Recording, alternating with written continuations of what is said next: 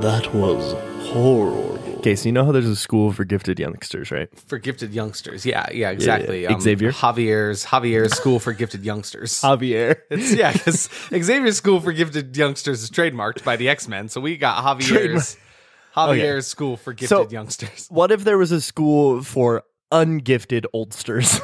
Okay, yeah, Javier's School for Ungifted Oldsters. Yeah.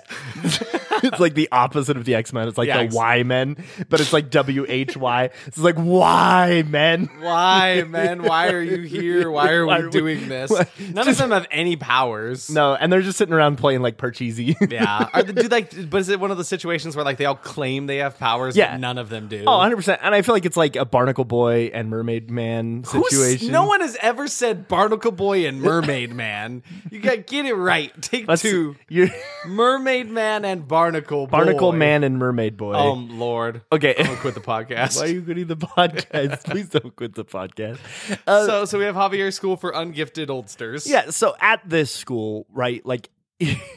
One, it's a bunch of old people, so they're like really confused why they're at a school. Yes. So they're all sitting around and they're trying to teach each other. Are they not here? Like they're not here of their own volition? Like they just showed up here one day. We're like, why am I in a school? This is weird. Well, it's a kind of the same situation as the X-Men, right? Someone comes to your house, they say, "Hey, here's your invitation. Come to Hogwarts." Yeah, that hey, kind of you thing. think you're cool? Come to this school. Yeah, you're cool. Are you cool or are you school? Are you too cool for school? Are you too cool for school? If so, come to Javier's School for Ungifted Oldsters. And they show them like a really, really bad AI picture of like their favorite mountain being destroyed, and they start to cry, and they're like, okay, I have to come to this school. I'd be crushed if someone was like, yeah, here's your favorite mountain, it's been destroyed. But it's a fake AI image, but since they're old, boomers, they don't get it. They think it's real. Have you seen that on like Instagram and Facebook? No. And stuff? That's a thing that's been happening. What, for mountains? Not necessarily. There was a picture going around of like, it was a huge nuclear blast in the middle of Los Angeles. Yeah. And you click on it, and every single comment is like some old person saying like bless or prayer or amen. Oh, prayers like, with you. This is so horrible. And it's messed up. It's sad. Like someone out there is like probably worried and like printed it out and like took it to the family dinner. Friends. No, at like family dinner. They had like 10 printed copies of this like explosion, and they hand it to everybody. But there's like 15 members of the family, so some people have to like share.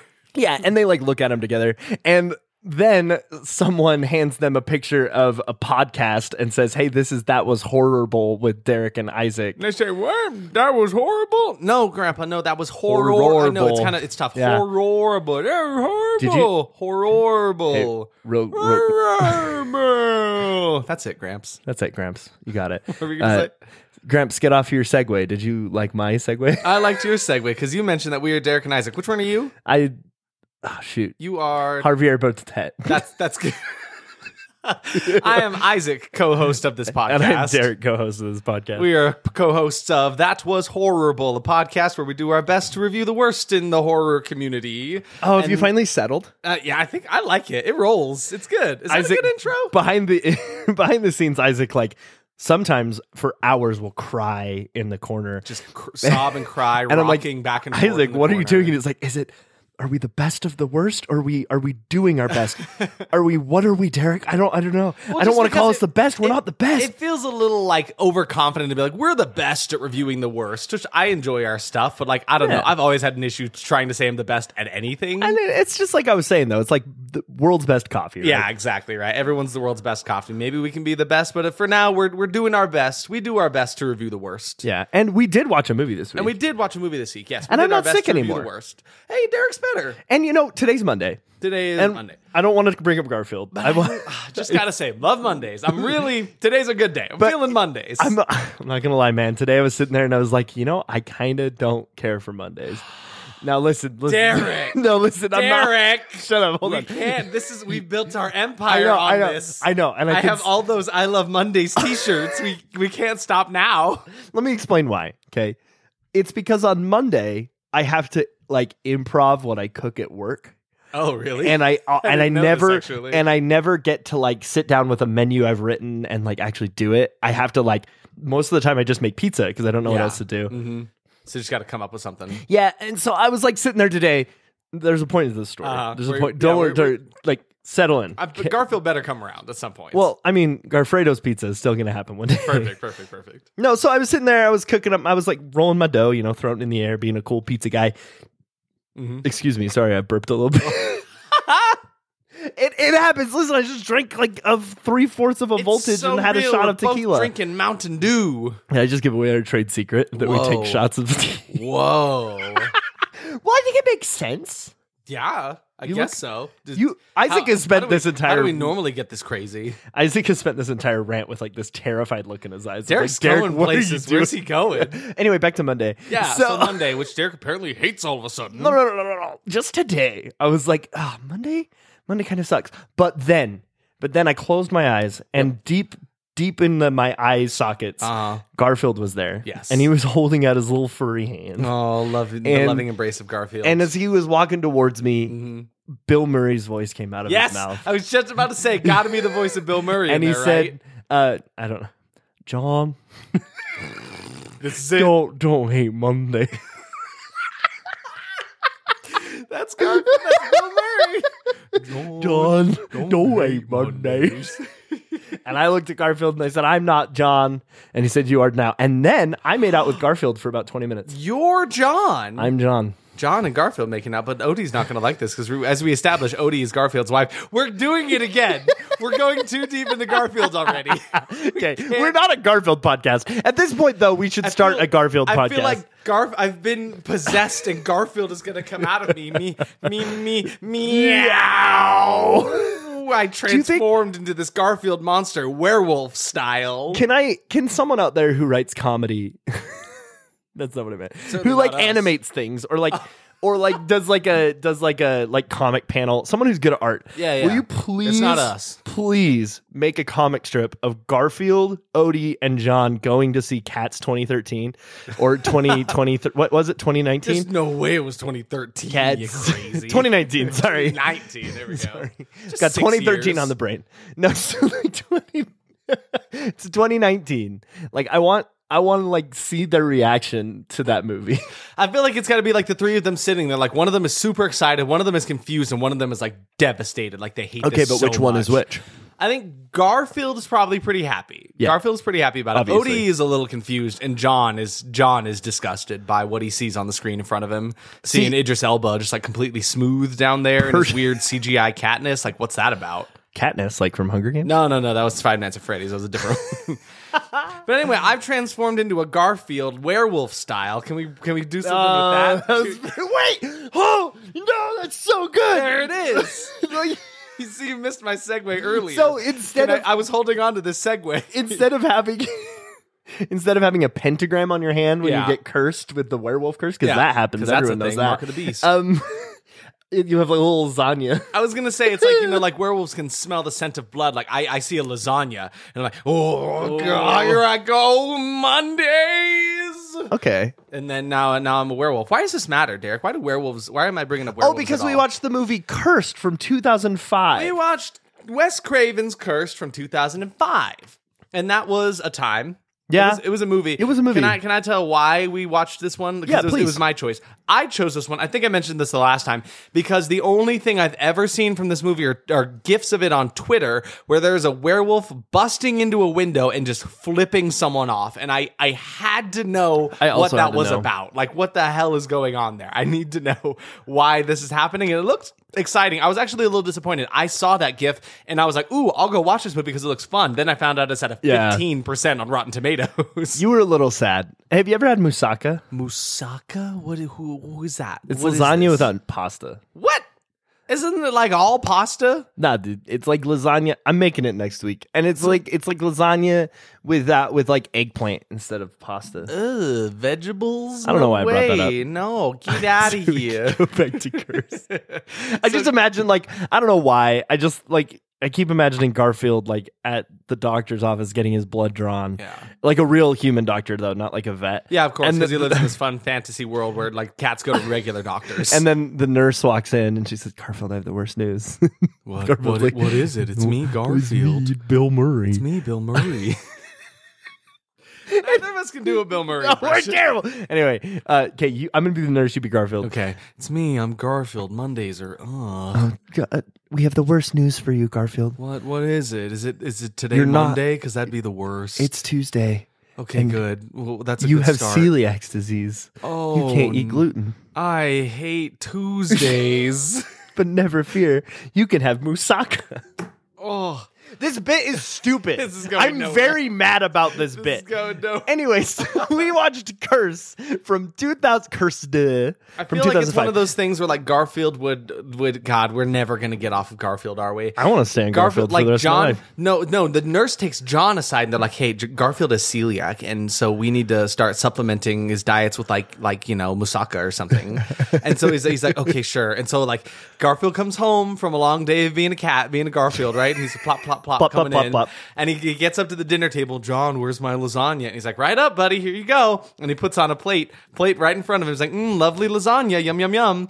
And he like takes a sniff. He's like, "What's that? That's not John. That's not John. John, what is this? John, what the fuck is in front of me, John? I'll kill you, John. I'm gonna come in there and I'm gonna kill you. You're gonna make me do it. I'm gonna bring out my claws and I'm Oh, gonna get boy. you, John, if you don't move this from my plate. I don't like what this is, You know what would have been so much better What? than Chris Pratt playing Garfield? Literally anyone else. Is if Matthew Berry played Oh Garfield. yeah, that would have been really That'd be good. so good. John, Yeah. lasagna.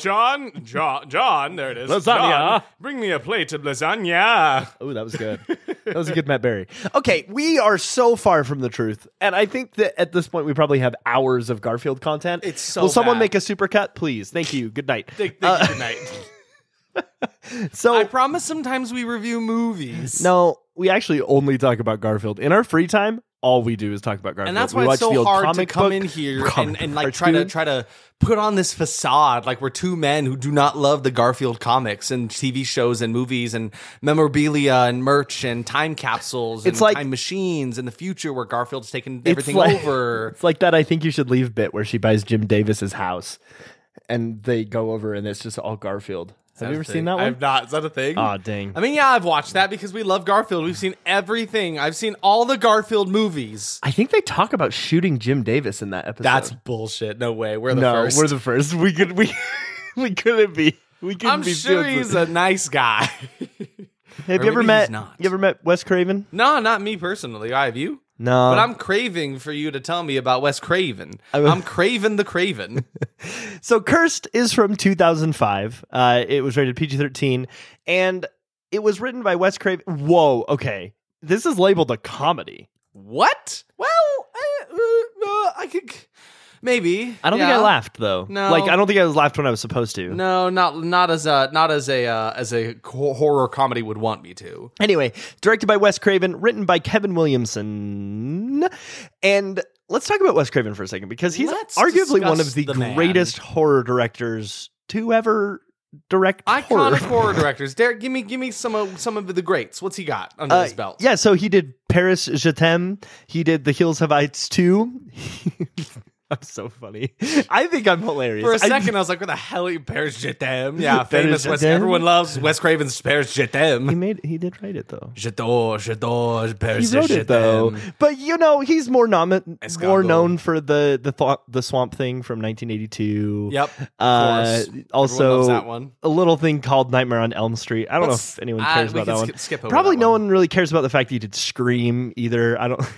Scream? What's that? Like yelling? Like I don't know. Why would anyone watch a movie like that? Yeah, so he's known for Scream and mostly known for Scream and Elm Street. Lots of He Elm was- Street's goodness, Yeah, he's known for those like super meta, like kind of I guess funny. I guess it is kind of a comedy. Like That's But what it's- I love about these things, though. That's a problem. Let's get on my soapbox for a second. That's Oh, what God, it's so soapy. I dislike often about movies these days. They're so grounded and heavy and Yes. gritty and stuff. Yes. I want weird horror movies again, right? That's why, like, when they remade Nightmare on Elm Street, which we're definitely going to watch because that one is rated very poorly on Yeah. Rotten Tomatoes. Yeah. When they remade made that as like super gritty and sucky and sad and dark and stuff like that. And that's where they went wrong. I'm ready for a Nightmare on Elm Street remake, but I want them to get super weird with it again. Yeah. Because you've seen a couple of them now, right? Oh, yeah. And they're wacky. They get some wild, insane kills. I love it. There's a part where like Freddy Krueger like takes a person's veins and uses them as puppet strings as he puppeteers them. And like, isn't there one where he like shit. turns into a bus? Yeah. And yeah. Like, there's weird stuff that goes on. And he's still scary, right? It does not detract from the fact that Freddy Krueger is a scary character. Arguably, it makes him scary. Yeah, exactly. So anyway, I do enjoy Wes Craven as a director for the sake that like he makes weird movies. And he's not fun. afraid to do anything either. Yeah. So this was written by Kevin Williamson as well. He wrote Scream with him, and he also... I just found something out, and I'm not like super happy about it. Uh-oh, what's up? He created the Vampire Diaries. Oh, I didn't know that. That's interesting. I don't know how you feel about that. Okay, I feel pretty good about it. Do you? Oh my God, he also created Dawson's Creek and Glory Days? Whoa, man, this guy's got a lot under his belt. Don't forget about Teaching Miss Tingle. Oh, I love Never that forget one. about Teaching Miss Tingle. Love you, Teaching Miss Tingle. What the fuck is Teaching Miss It Tingle? looks stupid. Whatever it is, it looks bad. I don't know, but Jeffrey Tambor's in it. So. Wow, the Jeffrey Tambor? And Helen Mirren. Okay, Helen Mirren? I get sidetracked so easily. At least it's not about Garfield this time. Let's talk about Garfield. Anyway, yeah, so Wes Craven and Kevin Williamson have worked together a lot. But let's talk about Cursed for a second. Let's talk about because you could Cursed, argue that this movie was cursed. Yes, yeah. Exactly. It was a rough time. They went about to make a very gritty R-rated movie. Yes, right? probably not a horror comedy. Honestly, when no, it was written. it was definitely not meant to be that way. Uh-huh. But it was supposed to be like a super intense, super gritty werewolf movie. Yes. Okay, and then the Weinsteins got a hold of it. Yep. And ripped it to shreds. Yep. And I'm not going to go super into detail here. There's so much that happened. I know Count Trivia is going to talk a little bit about it too. But basically, all you need to understand is that a movie with a budget of originally $75 million ended up with a budget of almost $100 million. Wow. And then only made $25 million. Okay. So just like think about that. There is so many rewrites that happened to this movie. Mm-hmm. Multiple writers went through the whole thing. The first draft was written by Kevin, and Wes Craven wasn't even involved in the beginning. That's and then insane. he was brought in to quote unquote reinvent the werewolf genre. Oh man. The plot has changed multiple times. Drastically. Actors, like whole actors were swapped out. Changed, swapped, cut out entirely. Yeah. There's some actors that were in this movie and their scenes were cut out. Yep. Like, that's nuts. Completely. And roles were changed. They had to go in 3 times after the initial shoots. On the 4th reshoot, they actually made shirts called Cursed 4.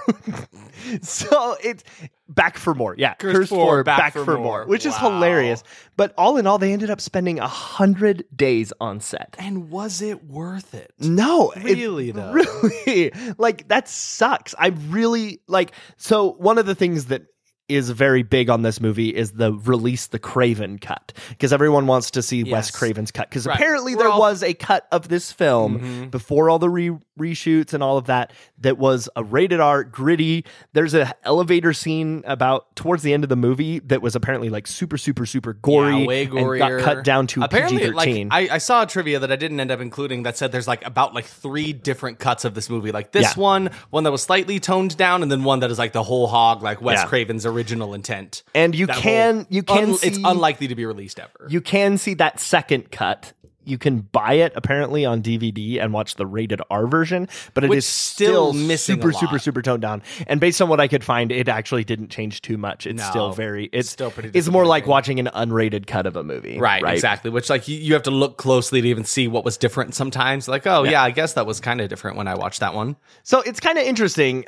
Craven has actually, before we lost him in 2015, he took to the internet to basically say, like, it was a slap in the face. They ripped apart our script. They shot themselves in the foot with a shotgun. Those are his words. Like, they trashed it. They trashed our movie. Absolutely. It hurt me. It was disrespectful. It hurt them too. Yep. And you can read that whole thing is on the Wikipedia on this movie. It's really quite sad.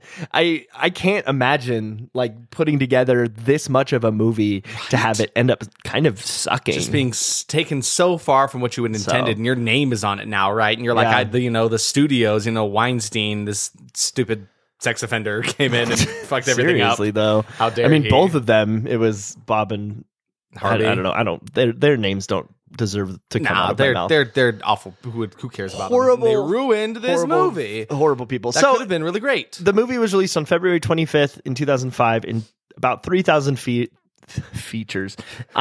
What's 3,000 feet. Wow. Whoa, 3,000 feet of movie. Oh my God, it's chasing me. Look at all these feet. Yeah, they come. They come after you. It's like a film reel, but it's got a bunch of little feet all over it. It's like a centipede. Imagine a centipede was like a roll of film. You. No, please. And then it shoots out like little pieces of film. Oh, right? That's cute. And like little frames. And then they like get really, really hot. And like the way film looks when it melts? Yeah. That like happens on your eyes as you die. Oh, God. You're killed by the film roll. Now we need to make this movie. That's pretty dope. So it opened on February 25th, 2005 in 3,000 theaters. It made $10 million in its opening weekend, averaging about $4,000 per location. So $10 million sounds like a lot. And then you realize probably like 40, 50... more, maybe like 400 people saw it at each theater. Like, really is not very good. No, not at all. It also released the same weekend as Hitch and Constantine. I don't know if you ever saw Hitch, but Hitch is a great movie. You ever see Constantine? I haven't. Keanu Reeves being a badass. Okay. No one's ever seen that happen. Ever.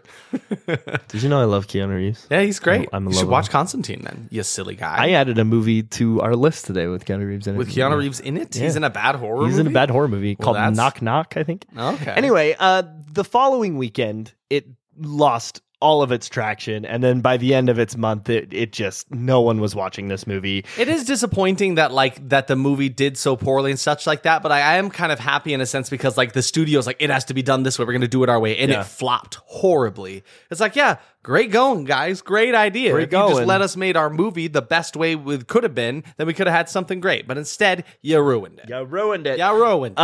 And the Release the Craven Cut campaign is still going strong, but I don't know if we're ever going to get it. Last thing we heard about it was in 2021 when the Zack Snyder's Justice League happened. Yeah, because everyone was like, that. well, hold on. If they did it for Justice League, if we let's can do it for bully studios enough into releasing cuts, then maybe we can do it. Because the original footage still exists. They could still do it. It's around somewhere. Someone's got it on a drive somewhere. We got to find it. Somebody has got it. Hey, did you know that Cursed was nominated for 3 things? It was nominated for 3 things. No winners, though? No winners. Damn. Rondo Hatton Classic Horror Awards nominated this for Best Film. Which, good for it. That's bold, yeah. Stinker's Bad Movies Award nominated it for Least Scary Horror Movie. Ooh, yikes. And then this one I actually agree with. Best Frightened Performance for Mia. And I believe she was the girl in the elevator. Oh, yes. Correct me if I'm wrong. Yeah, no, she was did the one really, in the elevator, she did right? really well. Yeah, she did awesome. Yeah, I'd stand with that for sure. Even her whole scene, we'll get into it probably in 6 hours. Yeah. After we talk about Garfield 2 more times. That's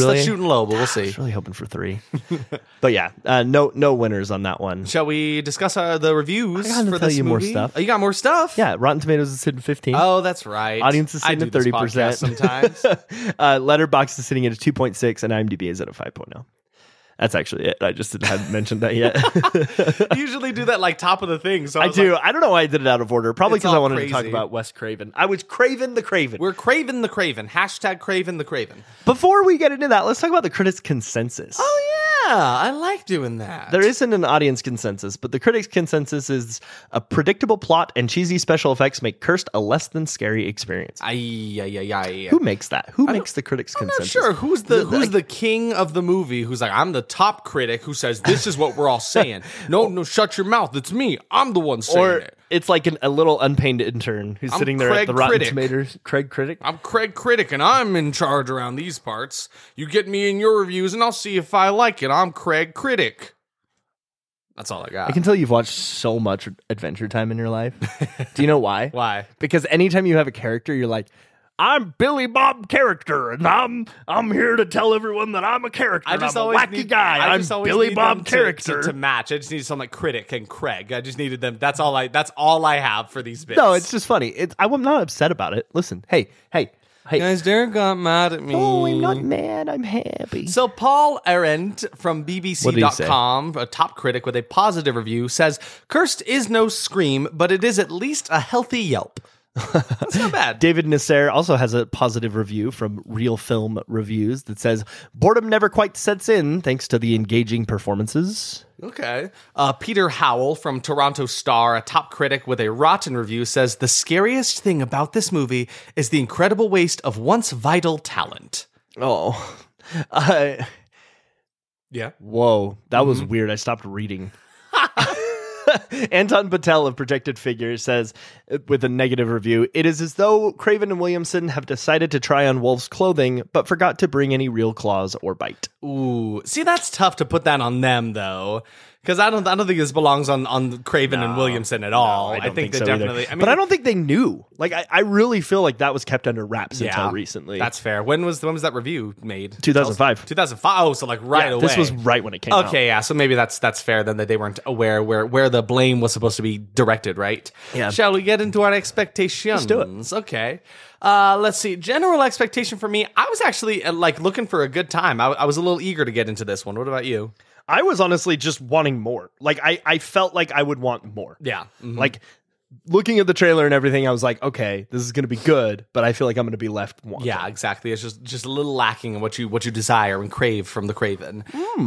So my first expectation says kind of a waste of a lot of good actors. We were like looking at the cast list beforehand. We're like, there are a lot of people in this, but also we discovered that there's a lot of people that were cut, so not all of them are even in the movie. But there's a couple of like top shelf people. Oh yeah, for sure. And specifically like in TV, like a lot of big TV. I mean, we could just talk about that now. Like we're gonna talk about that. Who's up in the mix, Derek? So you've got Christina Ricci from good old Addams Family. You got Portia de Rossi, who is in Arrested Development and also in Better Off Ted and a few other things. She was married to Ellen DeGeneres for a while.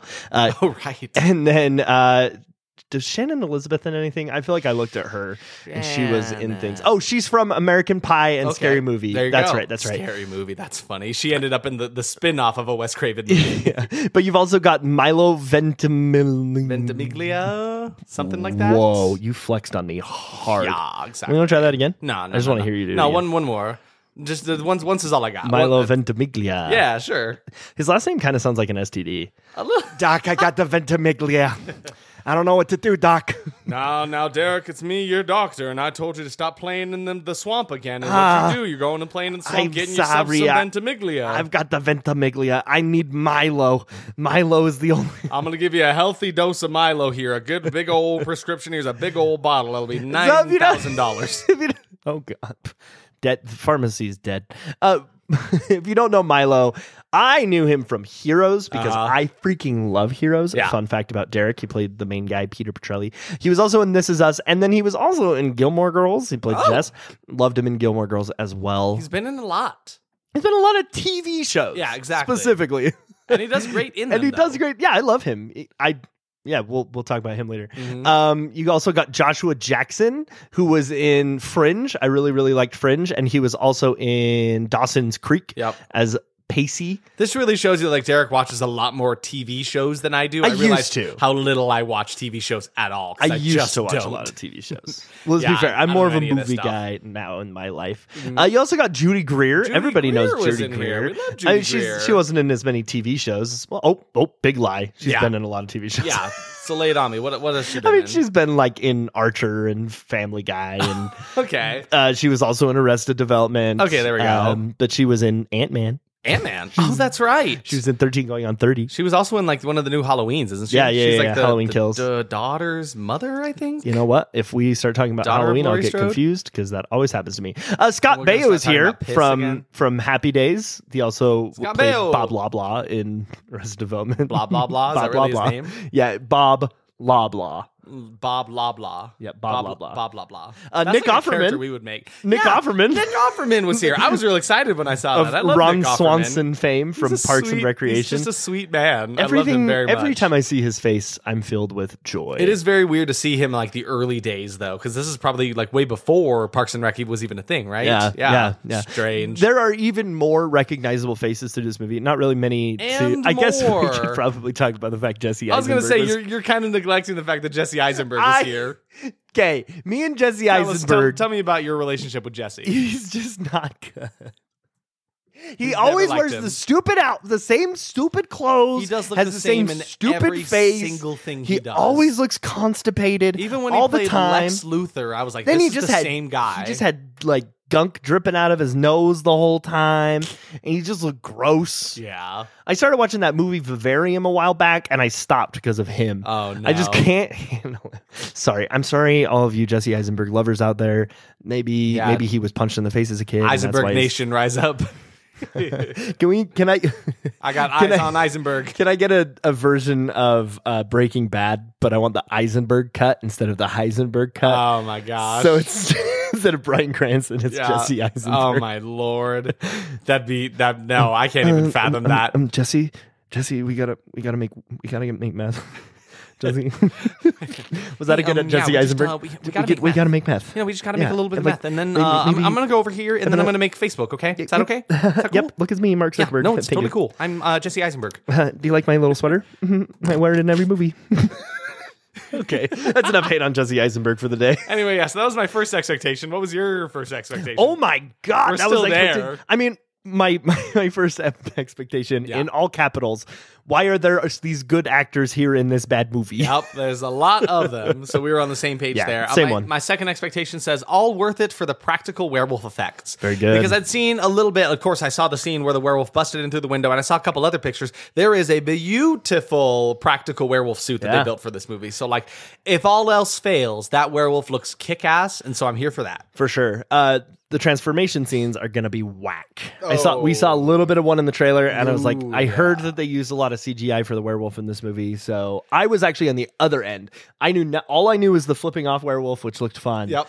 But everything else looked bad. Yeah. So I was really worried. To that effect with the CGI, my third expectation is I worry that they will be using a CGI wolf more than they'll be using the practical suits that they built. Because that's the thing. Like, sometimes movies make this incredible practical effect, and I get it. There are often times where, like, things, you just can't do it quite as well with the practical suit. Like, sometimes going the CGI route is better, especially if you know you need the werewolf to be running and doing something super, like, movement heavy. Like, I understand that. But often I feel like people utilize CGI they lean on it way more when they have such a good suit that could like add such value to the movie. It's so unfortunate when that happens, honestly. So that was a worry for me. My third is you wouldn't steal a movie. You wouldn't steal a movie. It's a movie from 2005. It had that font. I was like, okay, which didn't have the same font as our podcast. Oh yeah, in the credits, yeah, because we have two different fonts that we use. One that says that was horrible, and then the words that say podcast. It was the same font as that for the opening credits, which is also the same font that was used in Barbarian. Also the same font that they use on the bottles for Sweet Baby Ray's, the sauce. That's so dumb. Everybody's using the same font. It's a great font. We're I sweet. Like it a lot. We're baby. We're Ray's. We're sweet. We're baby. We're Ray's. I think it's called Bengua Pro or something like that. I don't know. Then I said stupid music. I thought it was going to be dumb, just to the effect of, you wouldn't steal a car. Yeah, we were kind of in the same 2005 music. How good could it be? How good could it be? An attempt to be meta like Scream. I kind of felt like they would try to keep that going and like be that weird meta feel. Yeah, I get that. And then my final expectation was just a very, very predictable plot. I was not expecting it to go anywhere unique or original. I felt like I could call pretty much every shot as it was coming our way. What about you, your final? My final expectation is a weird-ass plot. Weird-ass plot. So yeah, we were in the same boat. Similar veins there. Hey, guys, can I pop in real quick? Hey, what's up, Science Jim? You've been hibernating for a minute. I just heard you guys talking about meta, and I don't feel like everybody We're not talking about knows. Facebook. Not that meta. Oh. Well, is that what you wanted to talk about? No, I just wanted to maybe bring up what meta means in the concept of a movie. Oh, yeah, because honestly, sometimes I say that, and I'm like, I'm saying words, and I don't exactly know what they mean. So, like, for everybody else, why don't you explain this, Science Jim? Yeah. I mean, it's kind of a niche. Hi, I'm Science Jim. Hello, Science Jim. Are you a co-host? It's been of a the while. podcast? I just wanted to bring up that I miss you guys, and you don't bring me on the podcast Well, enough. listen, we wanted to give you some time with Math Jane. I thought you guys were going to have a beautiful blossoming relationship. No, She Science left Jim. me. No. She left me for Nyarlathotep. No, I would have assumed she would have gone for Yog Shoggoth, but like that's No, power to her. he was always shogging her off. Oh no! Listen, Science Jim, you were eldritch enough for us. Okay, and we're proud you of brought you. me into existence, and then you just stopped talking to me, and so I got we can call our scared. friend Seth's girlfriend again. Oh, don't get me started on her. I can't. She kissed me one time, and I've never felt anything since. Anyway, I know so what'll make you feel better. Tell us about Meta. okay, so meta is actually called meta cinema. It's a mode of know that. filmmaking in which the film informs the audience that they're watching a work of fiction. Derek, do you want to explain more? Yeah, sure. Sorry about your girlfriend. Good It's handoff. It's okay. He's got to go cry for a second over there. So basically, to like make it super simple, it's when layman's terms. when the movie is obvious that it is a movie, yeah, right?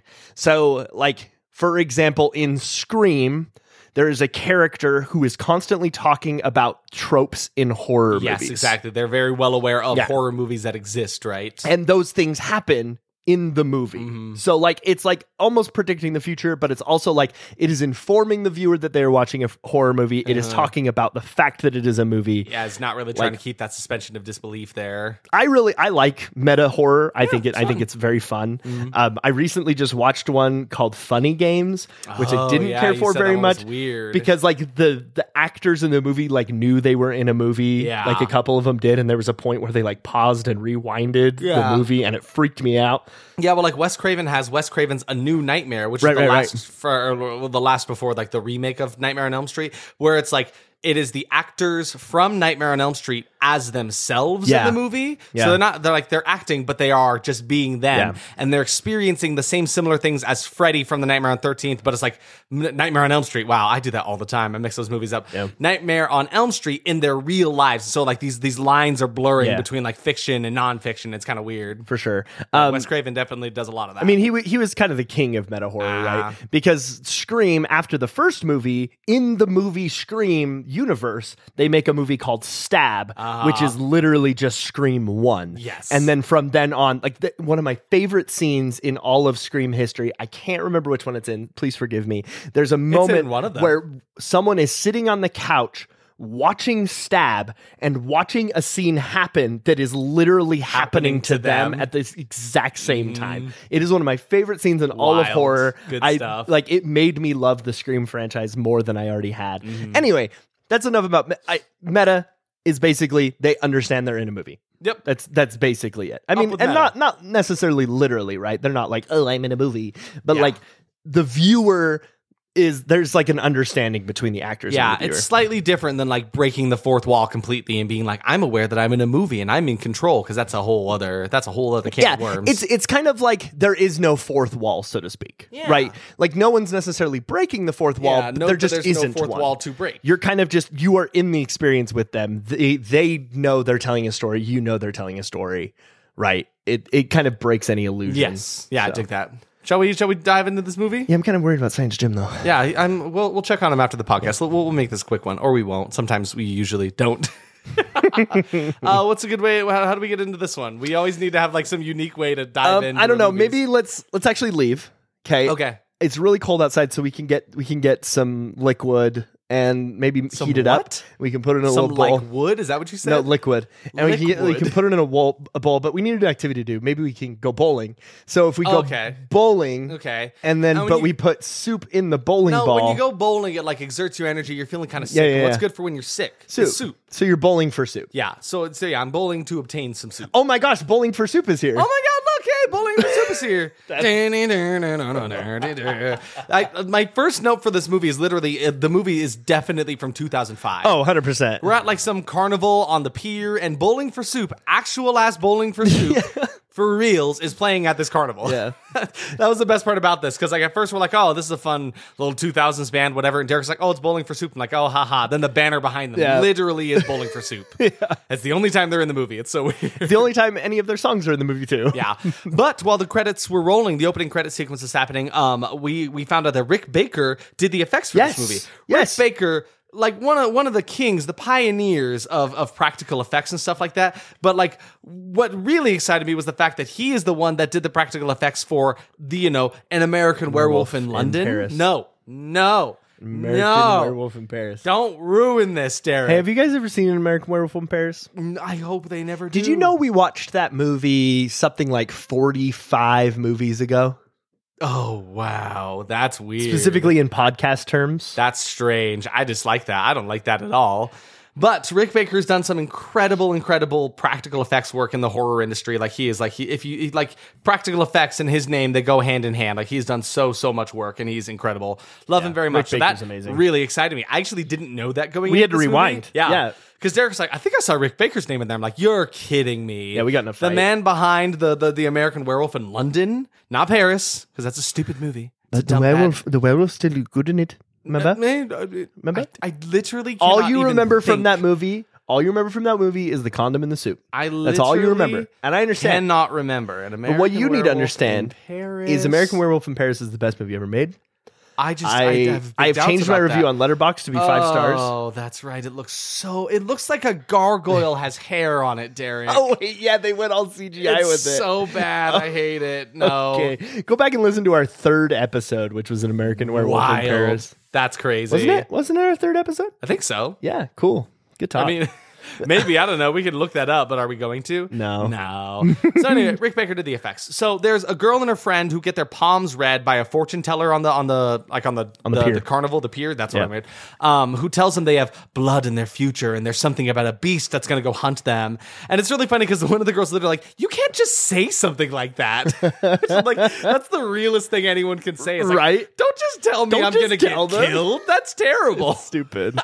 Such a genuine reaction. But almost immediately, one of the friends goes missing after walking away from this. So like she gets Within spooked seconds. because the lady's looking at her palm. She's like, you're gonna have this terrible future. And she walks away and then immediately goes missing. Yep. So Jesse Eisenberg is here. He's got a little dog named Zipper. It's like this cute, what kind of dog is that? It's a cute little dog. I don't know. I don't I'm remember. laughing at my note. What's your note? Can I just read verbatim my Just note? go. Give me your note. Okay. So I said, segue about Bowling for Soup, Derek, to remind myself that I need to do a segue about Bowling for Soup. And then I wrote, So you did it, yeah. I did. But so then I wrote, oh, Lindsay from Arrested Development is here. Oh no, Peter Petrelli is here. Oh no, he's attacking Zuckerberg, frowny face. Oh, yeah. Oh wait, Wednesday's walking in. Oh, she's kissing Peter from Fringe and Pacey's from Dawson's Creek. Oh man, so many actors from TV. the pacing is a little quick in this opening sequence here, right? Because so to decipher what Derek just said there, Jesse please. Eisenberg is here. He's got a cute dog named Zipper. He's trying to talk to a girl, and Milo Ventimiglia bullies him. He's like, okay, so he's the town bully coming in. All of his jokes are just about like making fun of him for thinking he's gay. He's like so rude. His entire character trait is like homophobia. That's his whole deal. It really is. He's like literally as Jesse Eisenberg is walking away from him, he's like, "Yeah, I bet your dog is gay too." Like, what are we doing here?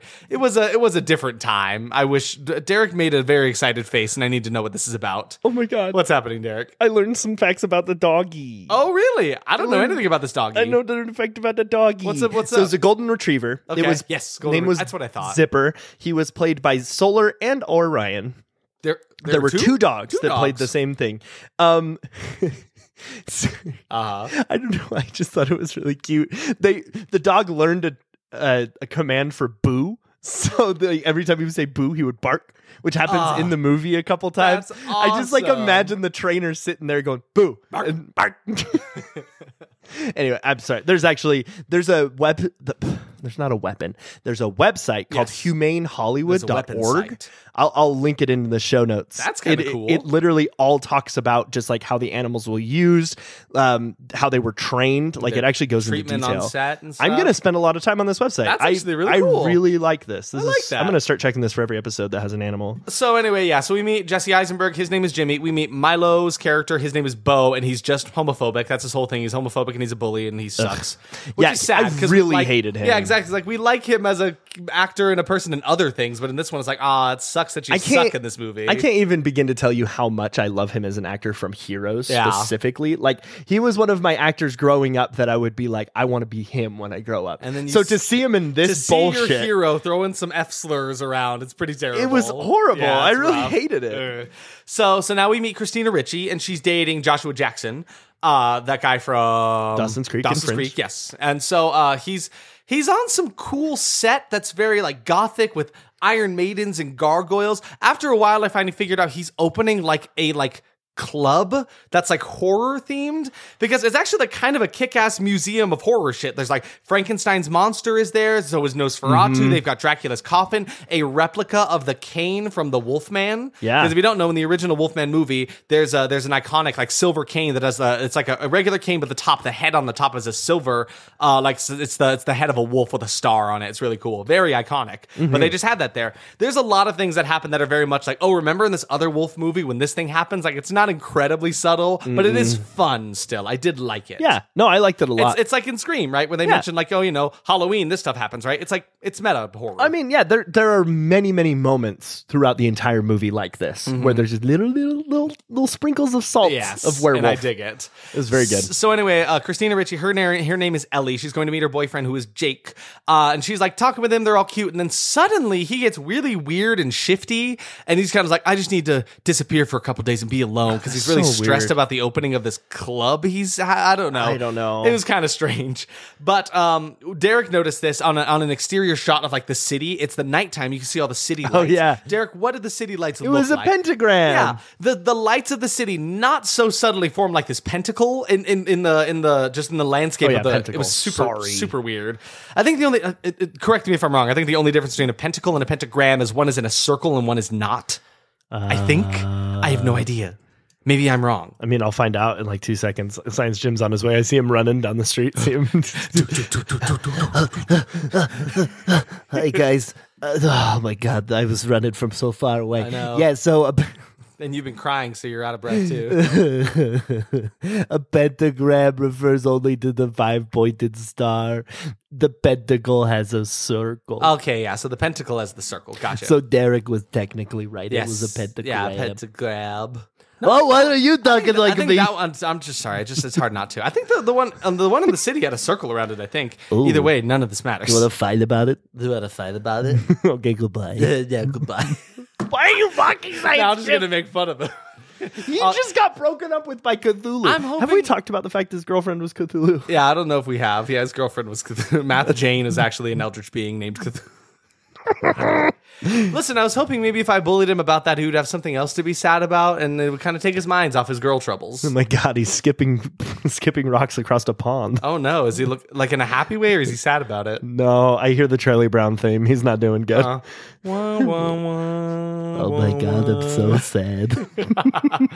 So the city lights form the pentagram, whichever you choose. You know, it's up to interpretation.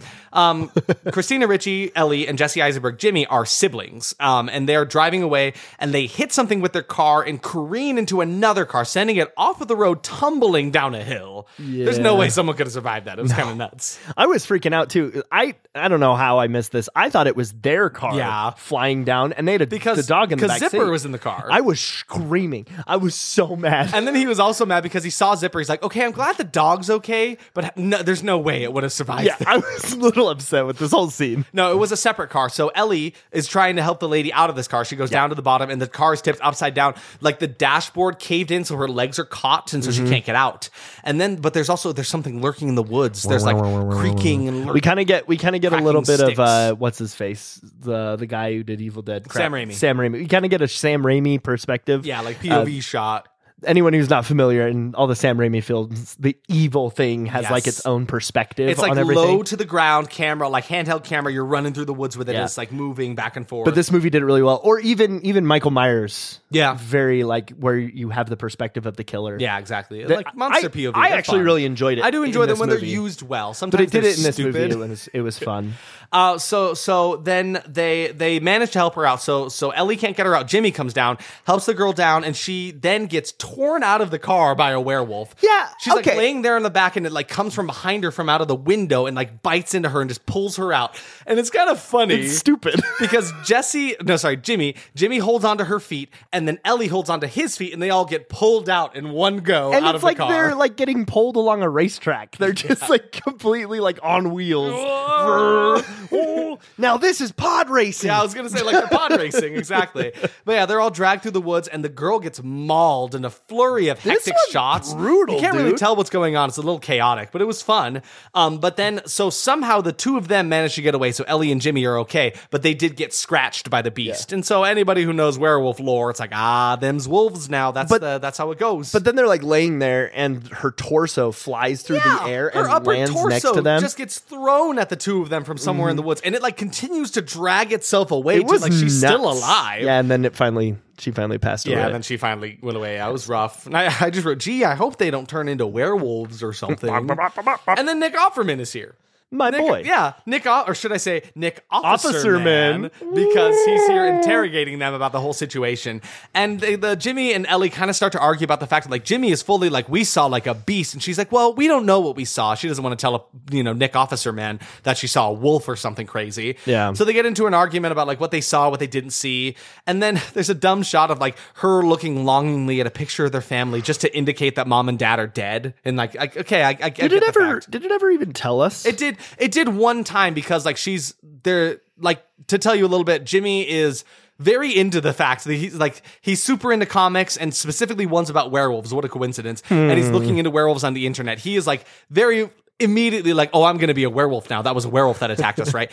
And so he starts to tell Ellie about that, and she's like, she thinks he's like lashing out because he like misses his parents or something like that, because he mentions that. It's like, this has nothing to do with mom and dad being missing. No, I really believe this. So yeah, they do mention that mom and dad are gone for some reason. I think that he manifested it. Manifested being a wolf.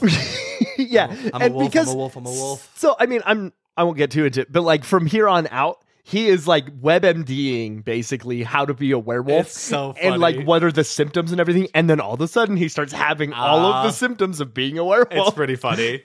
So he goes up to bed because he's angry with her, right? He's looking into werewolves on the internet, just doing his WebMD shit, like Derek said.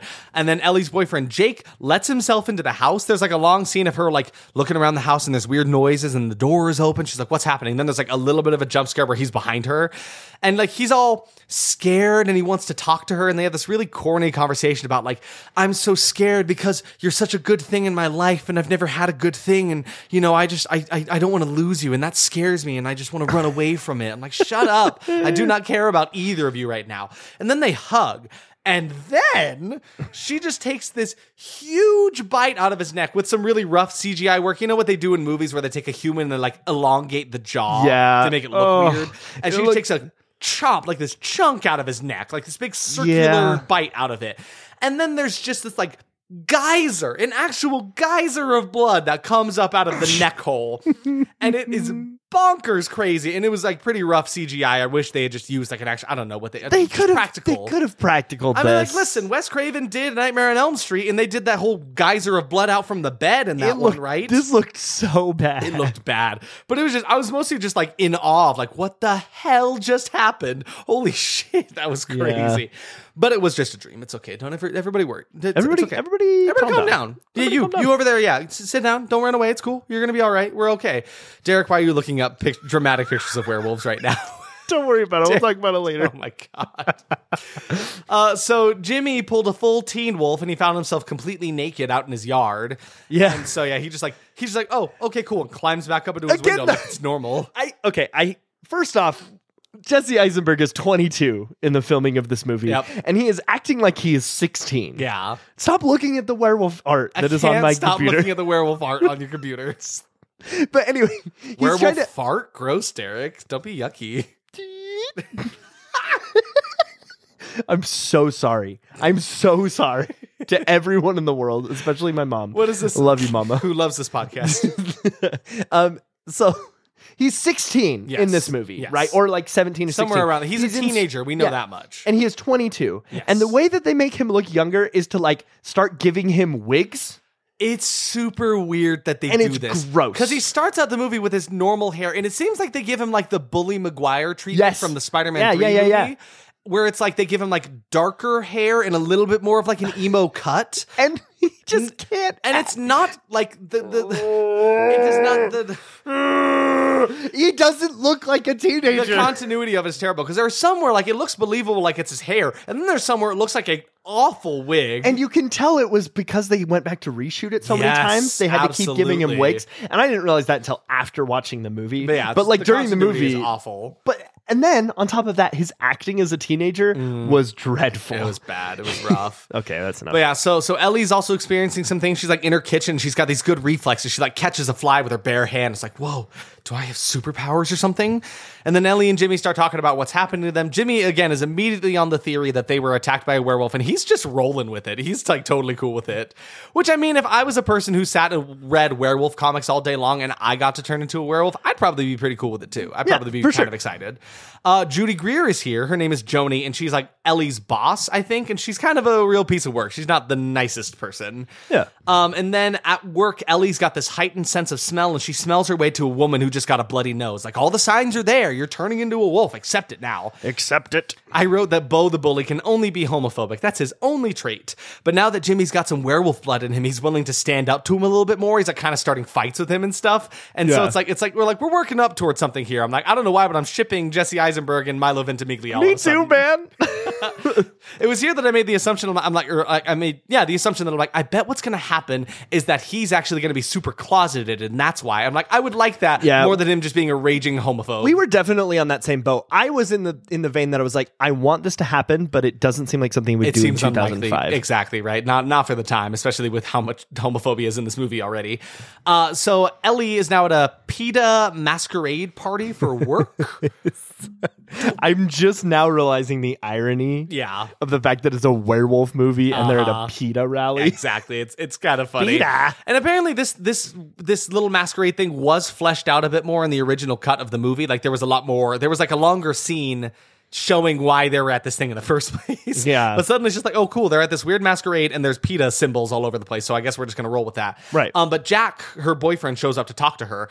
And he's talking to her again about how special she is and how she just needs to bear with him in his weirdness. And like he's so weird for no reason. He's just like awfully shifty the entire time. I've never liked him. Nothing about him is likable as a character. For sure. But this one's not a dream. This is real life. And she doesn't bite into his neck. But so she has to walk away because she's going to meet a celebrity. She's going to meet Scott Baio, right? Yeah. Yeah. So she's going to meet him to interview him a little bit, but she's like looking up at the moon that's like almost full and is making her a little bit uncomfortable. And what else is making her a little bit uncomfortable? The fact that Scott Baio is putting his hand on her leg. Yeah, Scott Baio was kind of gross in this movie. He's like, oh, you're so beautiful, you know, and he puts his hand on her leg. And do you need someone to comfort you? She's like, I'm gonna leave now. Thanks, no thanks. I'm going away now. Yeah. So now Ellie is bothered that Jake has all these women from his past that keep showing up, and he's like, "Oh, sorry, it's just more girls from my past." She's like, yeah, they just keep showing up, don't they? And like they get a little bit of fight about that. Yeah. Because she looks across the party and sees him like kind of like talking with more flirty girls who all want him. He's like weirdly the guy in town that everybody wants. Everyone knows this guy. Even her boss, knows him. Judy Greer, is like, oh yeah, I went on a date with him for a minute. Watch out, he's dangerous. Like everyone knows the guy. But anyway, there was one of those girls was this girl dressed as a leopard. So I just refer to her as Leopard Girl now. Leopard Girl from the party is now being stalked by the creature with again some of that POV like monster cam, and I liked it. So she's going to her car in some parking structure, and she sees these wet footprints that are human feet that slowly trail off into paw prints. And then the wolf is here in the parking building, and the wolf is incredible. Thank you, Rick looks Baker. so good. Looks so good. But then, soon as it looks incredible, the more active wolf shots are in CGI, and those are a little rough. They're and it's so bad. It sucks because you have these extreme highs of the practical werewolf that give to these extreme lows of the CGI werewolf, and it is like the difference is so you can tell, and it's rough. Yeah. But the wolf ends up like chasing her for a while, and he traps her in an elevator. And she's like pretty resourceful, honestly. Like when it first attacks her, she like turns on a car alarm to scare it and to give her enough time to run away. And so she gets enough time to run away. And she ends up in an elevator, and it like stops the elevator. It's like this small little doorway at the bottom where like it starts lunging in and reaching for her, and it eventually kills her pretty good. Yeah. This is one where I think in the original cut they had a scene where like the effects where it like disemboweled her like completely from her belly. Apparently, this was the out. bloodiest scene in the movie. Yeah, and again, really not much. It's like it cuts away once it really gets any gore from her at all. Right? I don't really remember her kill much. So yeah, unfortunately she dies. So Jimmy, back to Jimmy, he's got these 5 little marks in his palm, and he traces them into a star, right? The mark of the beast, which again is actually a thing in the original Wolfman movie. That's like a sign that they know like someone is going to be the Wolfman. They find like literally a pentagram just in their palm for some reason. So he's very convinced that they are werewolves.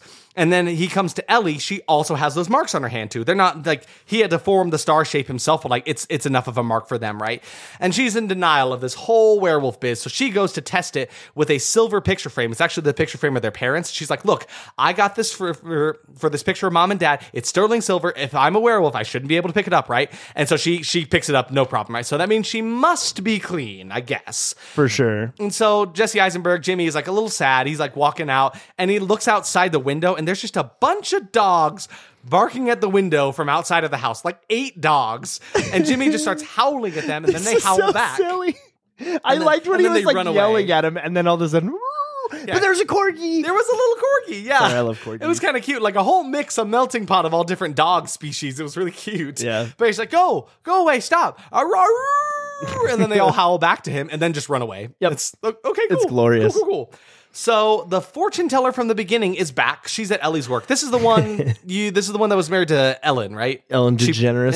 Ellen DeGeneres. Yeah. She.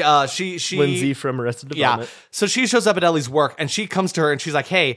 She like takes off her garb and stuff because she really plays into the whole "I'm a fortune teller" look. She takes it all off. She's like, "Look, I promise I'm not a fraud. I actually have the gift. I need you to listen to me right now." Yeah. She tells her she needs to break her curse by severing the line of the beast, right? So like kill the werewolf that turned you, kind of thing. Hello, it's me, Tim the Timothy Man, here to give you a little game show. No. Here to give you a little game What show. if I just keep going? What if I just keep talking? Jimmy is at wrestling practice, and he... Don't you want to play a game? I don't want to play your games, play Jim. Jim. But it's a fun game. Derek, give it Tim's to me. been Derek, give it to me. I know Derek's been working on this for the past 6 minutes. Shut up. What's your game, sir? All right, so I accept have your here, challenge. I have here a list of ways that werewolves have been killed in movies. Oh, okay. And the movies that they correspond with. Ooh. You have to tell me. I'm going to see. We're going to actually do a little bit different game. I'm going to tell you the way a werewolf was killed, and you have to tell me if A, it was effective, and maybe what movie it was from. God, no, there's no way. I mean, I feel like so many of these overlap. I also don't know how many werewolf movies. Can I look up werewolf movies so I have a list to choose from? Do it. Also, maybe I'm throwing in fake ones. Oh, shit. I probably won't do that because that's just mean. Let's do it. No, give it to me. Did you look up werewolf movies? Yeah. Let's Okay. go. First, There's a lot of ones that I did not want in this list. Silver bullets. Silver bullets, very effective. Yeah, they're very effective, and lots of movies. I was gonna say like any werewolf movie. So the Wolfman was actually the one that popularized the idea. Like of using OG silver the bullets. Wolfman? Yeah, that was the one that popularized it. Very Wasn't nice. There's a lot of things that claim to be the first, but that was the one that popularized it. Sweet. Fire. Fire. It was a Canadian horror film from 2000. Canadian horror film. Ginger Snaps. Ginger Snaps. Hell Fire yeah. is used to kill a werewolf. In the movie. Effective. That one's not even. I just knew that one. That was incredible. Who needs a list? No, you I don't need a list. Don't close Get that outta out. here. Don't close that out. You probably did it. No, I know wolves, Derek. I've established this. Effective? How about very effective. Very effective. Silver weapons. Silver weapons. Mm-hmm. Ooh. Effective. Yeah, very effective. Very effective.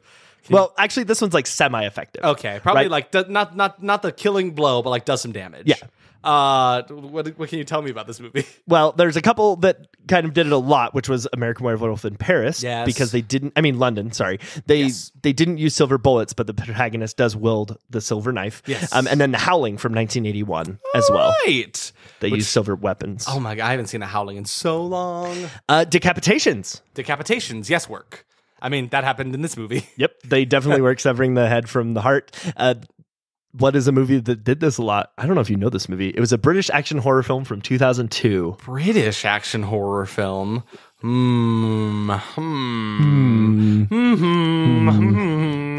Decapitation is one of the methods employed to kill werewolves. No idea. Who is this movie? It was Dog Soldiers from 2002. I saw some pictures of it, and it looks This movie is kind of brutal. whack. I do remember seeing probably some won't be things watching from that this. movie. No, it's kind of nutty. Magical artifacts. Ineffective. Ineffective? Pretty freaking effective. Pretty freaking effective, huh? Versus vampires and werewolves in this series. I get vampires and werewolves. Is this Van Helsing? No, it's Underworld. from 2003. Underworld. I forget about those guys. Okay, this is the ones that the whole reason I was doing this because I thought these were fun. Okay. Yeah. Herbs and plants. Herbs and plants. Ineffective. Ineffective at killing them, Okay, but effective in but weakening? effective at protecting against them. Okay, I get you. It's a fantasy horror film from 1984. It was based on a short story by Angela Carter. Whoa. Yeah, you probably don't know. No, I've never heard of this movie. What is The it? Company of Wolves. The Company of Wolves. Yeah, literally Yeah. never. Oh, look, here it is. That's it. You find it? Yep. Cute. Pure human emotion. Ineffective. Oh. Very effective? Is this love? It's love. Is that from Van Helsing? No. Because I feel like sometimes that happens. This one's from Wolf from 1994. Love and loyalty play a role in the resolution of the werewolf curse. I dislike that. Curses or spells? What? Curses or... I mean, like... I mean, yes, effective? Very Like, effective. They are cursed. Yeah. That one was from The Wolfman 2010, the remake of the 1941. The one you want to watch that one. Yeah, I do want to watch We that gotta one. watch that one. We I feel like gotta that was also kind of a thing in Wolf Cop. Have we talked about Wolf Cop? I don't in think this we've talked about podcast? Wolf Cop. No, I feel like we have to have because I talked about the transformation Probably. scene where the wiener turns into a potato and explodes. Yeah. Couple more. Ultraviolet light. Effective. Yep, very effective. When did they do that? It was in a 2006 film. It was used as a weapon against werewolves. No idea. Underworld Evolution. Again, Yeah, man, another I Underworld. haven't seen Underworld in decades. I really Okay. need to get back. My favorite one. Psychological methods. Convincing them they are not werewolves using psychology. That worked. That's It effective. 100% worked. What is that in the from? movie Late Phases from 2014. This film involves a Phases. blind war veteran who uses psychological methods to combat a werewolf. What? What? Yeah, That's man. nuts. Ooh, this wolf looks kind of gnarly. It does look gnarly, right? Is that- Kind of crazy, right? Oh man, this looks really whack. That's really funny though. And that concludes. You're not a wolf. That concludes Look at me. Tim the Timothy. Look at me. Stop snarling. No, No, stop. No, stop stop, that. stop. You're Just- being silly. You're being. Do you see this treat right here? You only get this treat if you're not a werewolf. Now turn back into a human. Now turn into Garfield. It's me, Garfield. Yeah, bring me lasagna. Get that fat bitch Odie out of here. Get that prick away from my lasagna. John, lasagna. There's a movie called Strippers versus Werewolves. Yeah, that's pretty dope. What are some weird ones I can find on this list? Werewolf Rising. There's just Werewolf of London, which is different. I don't know. When I was getting that list together, there was a lot. There's a a lot lot of that strange I saw a lot ones. of weird wolf fan art. You just too. recently watched something good with werewolves in it, right? With Josh Gad. Yes, in it. Wolf Like Me. If Yeah. you haven't seen that show, that season 2 just came out. I'm now I'm a cry little boy anyway. Yeah. The first season of that show had me crying every episode. Damn. And the season finale to season 1 of that show, I'm gonna start crying right now. It's so crazy. I'm gonna start crying 'cause, right like, now. I can't even fathom how a show centered around werewolves can get so like tear jerking. but it is. I believe it. It is so much more than It's just a like show about how do they werewolves. do this? I mean, it stars Josh Gad and Isla Fisher. I think it's Isla Fisher. Isla Fisher. I love Isla Fisher. I adore her. I'm really happy that she's still doing stuff because I feel like she was more popular Yeah. back in the 2000s and kind of went off the air for a minute. And so yeah, to see her back in this, Yeah. and you said she was great, right? Oh, fantastic. Yeah, Yeah, Emily yeah. watched the first season and then was like, no, Derek needs to watch the show with me. So we went back and rewatched the first season. I bawled the entire Loved time. it. Then we binged the second season. And I'll tell you, that show gets like a 9 out of 10 from me. Damn, Like, it okay. was so good. Highly Certified recommend it. It's on horrible. Peacock. I actually really, it's a drama. Prepare to cry. Yeah. Because it is Heavy cuts. It is heavy. Damn. But it is beautiful. And it's just about a guy who's trying to love a werewolf in modern times. That is literally the plot of the movie. That's And hilarious, though. I love balance that. that with having a daughter. and that's it. Oh man. And I mean, there's so much more to it than that, but that's the basic idea. Anyway, I'm gonna start crying if I think about the show anymore. So let's talk about Jimmy again. Can we talk about Jimmy? Dang it, not Jesse Eisenberg. Because Jesse Eisenberg comes. Sorry, Al, you're gonna cry more now. He has long hair. Jimmy is at wrestling practice, and he hops over like the railing because he's up on like he's in the gymnasium on an upper level, and he jumps over the railing like he's Spider-Man or something. Like he's really leaning into this like he's got superpowers. It was so dumb. And so he comes and he's talking to the girl who I want to say is Bo's girlfriend. That was never like really confirmed. Yeah, definitely. If they were dating or not. Definitely something was going on. But so he starts talking to her, and Bo comes over. He's like, "We're going to start a fight." So he gets Jimmy to basically try out for the wrestling team because they start pushing each other. And the coach is like, "Hey, what's going on over here?" And Bo's like, "Oh, don't worry. He's just going to try out for the wrestling team, right?" Right. And of course, Jimmy with his newfound werewolf powers is like, "Shit, I don't know. Maybe I could do this." So he's full bully McGuire. So she starts to fight, doing a little bit of wrestling practice. He doesn't go against Bo at first because the coach is looking at little shrimpy Jesse Eisenberg. He's like, no, that's not fair. Let's have him fight against this guy first real quick. So he starts to fight and he loses for a bit. He's not doing very good. But then he just randomly starts to kick ass as a werewolf should, right? Yeah. So he beats that guy. And then Bo comes up to the coach. He's like, come on, man, let me at him. He's like, all right, if you're into this, Jimmy's like, come on, let's go. I got this. So now it's Bo v. Jimmy. And he just, in no time at all, starts throwing Bo around like a rag doll. And the crowd goes wild for him. Yeah. It was pretty stupid. This whole scene took me out of it a little bit. It was kind of weird. And it was just weird to see the whole school like, yeah, he's beating the shit out of this kid. I love him now. The bullies. All of us love Jimmy. Getting beat up. I guess, It was down good, with homophobia, so I guess that's cool. Yeah. So yeah, that happens. Now it's just more scenes of like them slowly developing powers and stuff like this. Yep. Speaking of which, there's a scene where Ellie, she works for Craig Kilborn, who's got like a late night show. Yeah, in real life. Yeah, and so he's playing himself in this movie. And so she's like a secretary to him or something like that. He opens a can of soda and cuts his finger, and he's about to go on stage. She's like, what do I do? We don't have a Band-Aid. She sucks it Just off. puts it in her mouth and sucks the blood off. And even he's like, whoa. Okay, cool. Just like walks out on stage like, I don't know how to feel about that. It's the only scene he exists in. So I'm like, I forget that she works for him because like Judy Greer's character is also her boss, I think. Yeah. So she starts getting a temper at her, right? Because Judy Greer's like, what the hell's going on? Because she canceled her meeting with Scott Baio because he was a creep. Yeah. And so canceled that with him, and she starts losing her temper at her, and she's starting to lose it in the bathroom. And like, oh shit, she may transform now. I was hoping for it. Because she locks herself in the bathroom stall, and the girl's like, hey, are you doing okay? Hey, and she like digs her fingers into the metal of the bathroom door, and they're like, her fingers are bleeding. It's weird. Yeah. But so nothing actually really happens from that. She just kind of has a freak out moment, like, and nothing comes of that. And Kind of disappointing to me. honestly, though, I'm like, I thought she was going to transform here. What was the point of that? Yeah. Jimmy's hair changed, and it looks like it's a really shitty wig, and I hate it a lot. Yep. But it will change back. Don't worry. So he goes to see Jake at his work, and Jake's work also has a Wolfman statue, actually an entire Wolfman exhibit, which is really cool. This whole set was just really, really cool. I liked it a lot. I wish this place was real. Jimmy is asking about werewolf stuff because clearly he's the expert on this with this whole museum biz, right? Yep. And then Jake is still acting shifty. And I wrote here, I'll bet right here, right now, he's the main wolf because this movie is very predictable and I can see where everything is going. I mean, it was kind of obvious from the beginning when he was starting to be shifty, right? Yeah. Mm-hmm. So back home, Jimmy is just WebMD going full hog into like, well, I'm a werewolf now. I'm just going to eat raw meat. So he starts digging into some raw meat. He goes into like the silverware drawer and grabs like a silver like serving spatula. Serving spatula. Yeah. And it burns him. So I was like, oh shit. Okay. So silver actually does burn them. That theory is, I was like, maybe their powers are developing. So that wasn't a thing when she picked up that picture frame earlier. Not sure. But who's at the door? Who's that at the door? There's somebody at the door. There's somebody at the door. Bo is here. Bo, what are you doing here? It's good to see you, Bo. Oh, Bo, are you gay? Bo, my good man. Yes, it's me, Bo, and I am very, very gay. We were right. I'm gay to the day I die. And he starts coming on to Jesse, James, Jonathan, completely Jimmy. confesses to Jimmy because he's like, because I think he actually said what we were all thinking. He's like, you throw around like all these like homophobic comments and stuff like that. It's probably because you're afraid and you're ashamed. It's a defense mechanism, right? Yeah. So he comes over. He's like, I don't know how you knew, but of course, how didn't I see it? It takes one to know one, right? And so he starts like trying to kiss him, and Jesse Eisenberg is like, whoa, no, sorry, I can't be doing that. Yeah. And what does he say, Derek, as he's trying to run away from the situation? He's closing the door. Best of luck. Yay, go gay. Best of luck. Yay, go gay. Yay, go gay.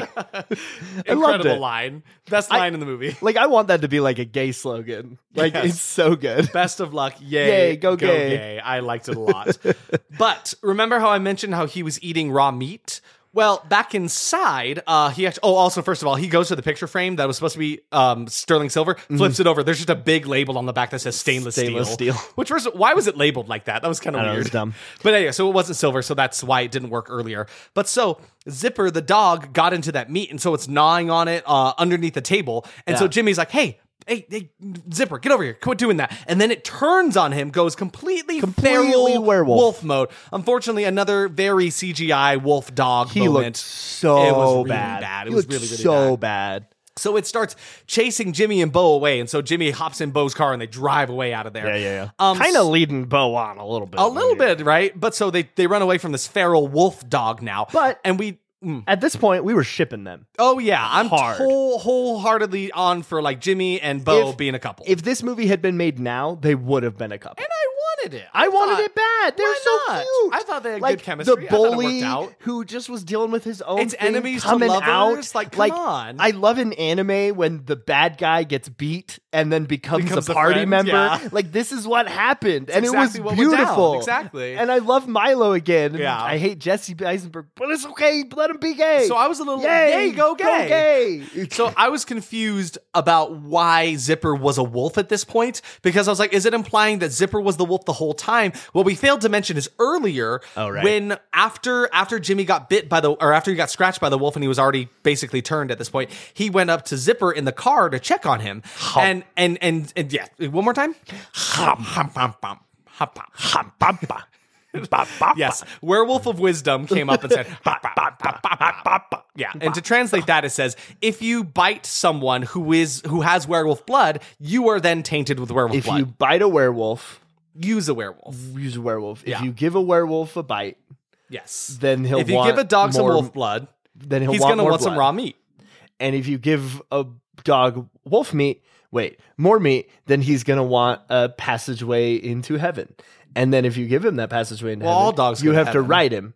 And if you ride him there, then I'm not going anywhere with this. I'm really hoping you would stop me. Going somewhere. No, I don't know.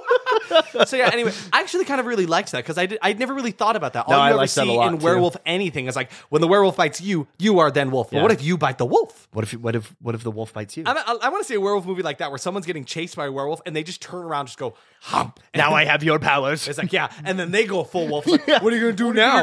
Now I'm a wolf. Now we're going to fight. You bet you didn't see that one coming. I Wolf's flipped the greatest script. enemy is its prey. The wolf never knew one day that it would fear Do itself. you think you have a wolf in you? I think inside of me there are two wolves. Oh yeah? Yeah. I think I have 3. You have 3. Mm-hmm. Why are there 3? I don't know. Just like the number 3 more than 2. 3 is just better than 2, and like my power level, my werewolf power level is like so it's much higher than than yours. yours. Well, I think there's 3 werewolves in me because I personally am a wolf, and then I have my 2 werewolves who live in my brain. But like my 2 wolves inside of me have been training for a lot longer than yours. So like I bet if my werewolves fight your werewolves, they could probably beat your werewolves. Well, let's go play some wolf foosball later, Yeah. and I'm gonna really show you who's got. Well, I've got a picture of the full moon in my pocket, and that gives me supercharged power. Sorry, I'll put that picture away. Okay, we all cool? We okay? Oh, that was rough. Oh man, I can't look at the full moon, man. And what's in this pocket? I got a picture of lasagna. No, sorry, that's another one. Sorry, nope, can't be doing that. This is bad content. No more. This is terrible. It's horrible. Back to you, Jim. Back to you, Jim. But anyway, I do really like the fact that they're like, cool. So if you bite a werewolf, use a wolf now. I like that. So now Zipper is a wolf. So if Garfield. Garfield bit a werewolf. Like say in this scenario, John was bit by a werewolf. Is he Weregar or Werefield? Garware. Got to be Werefield, right? Werefield. Weregar. Oh my God, Werefield. Werefield. Ooh, that's good. Okay, so Monday bites back. Werefield Monday bites back? That's so good. No, Derek, you can't give me something that good. We can't keep having good Garfield content. I was really hoping. It would get so bad we would just stop. No, God, no! The poster.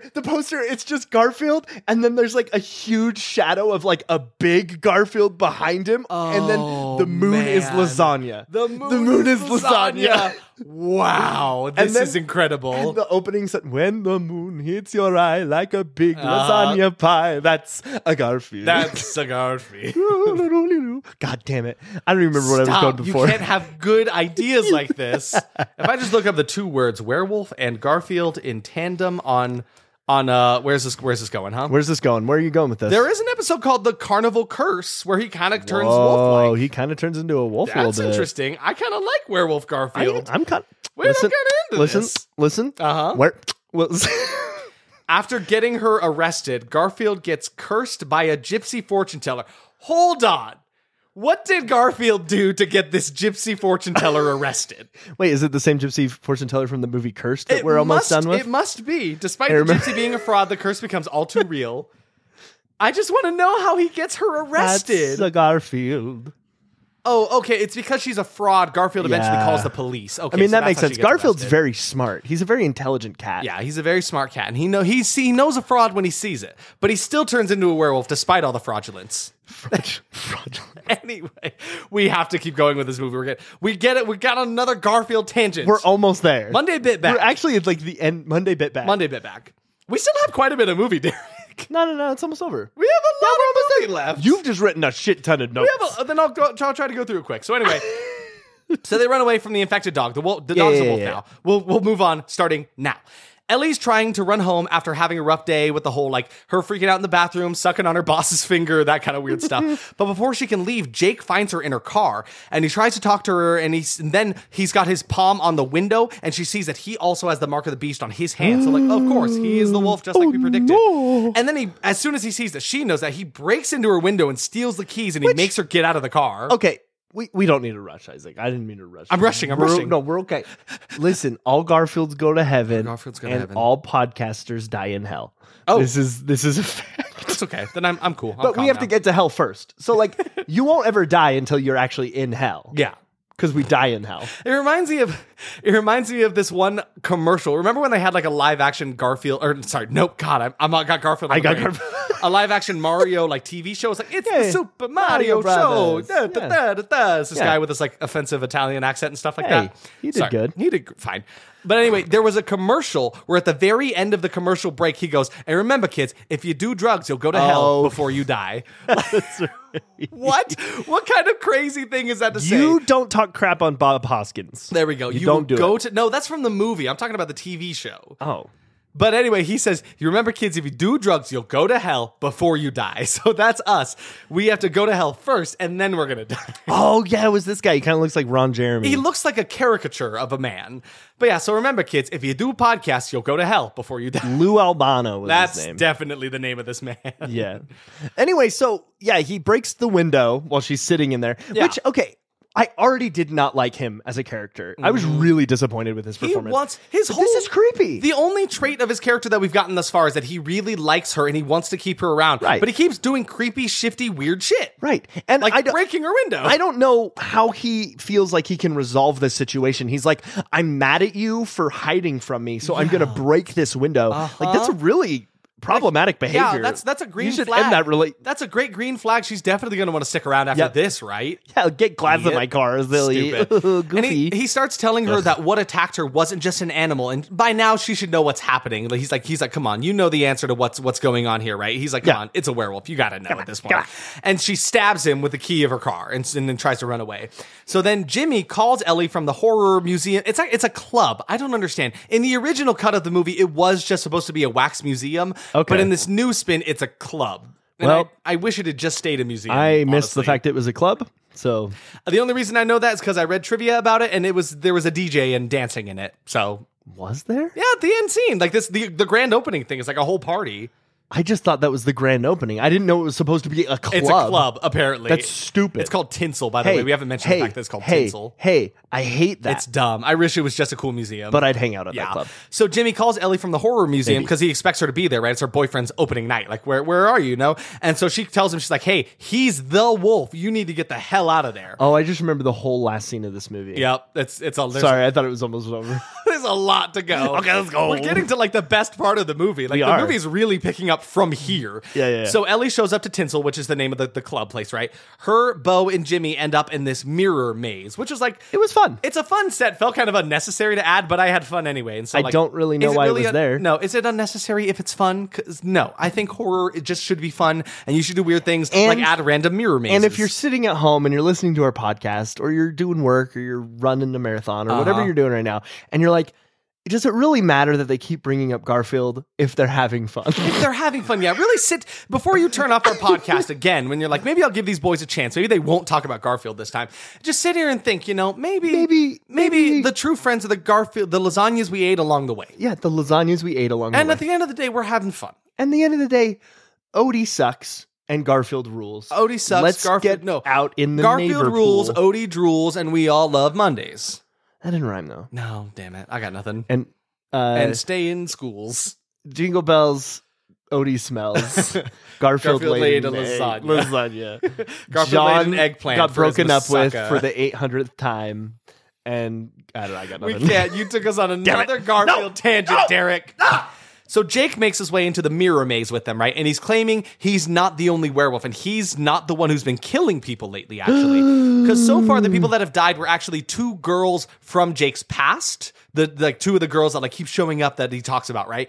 And so he says he was born a werewolf. This is where you missed it, because you mentioned you didn't notice that he said this. He said that he wasn't turned. He was born a werewolf. So he's talking about like, I've been a werewolf long enough to learn how to control this. I can teach you. We can do this together. And so like Ellie and Jake are just about to grab hands in a romantic fashion. And before they can, from the mirror behind them, a different wolf comes up. So now this movie has four werewolves. There's Ellie, Jake, four wolves. Jimmy, and then this mysterious fourth wolf. Who are you? Four There's wolves. There's four wolves. Werewolves. That's nothing. No, it's something. And the practical wolf is incredible. I love it. Seriously, I wish we had so more good. practical So wolf. good. And there was more practical wolf than I was expecting a lot of the time. Like they still used way too much CGI wolf, but I was happy that there were at least a decent amount of And there were a lot of one. like pretty much every close up was of the practical, and any he of the looked slower so good. moving shots, right? And so it just starts tearing people up at this grand opening party. So they lock the gates of Tinsel, the Tinsel club, Town. yeah. And so there's already quite a few dead bodies in there, just like strewn about the place.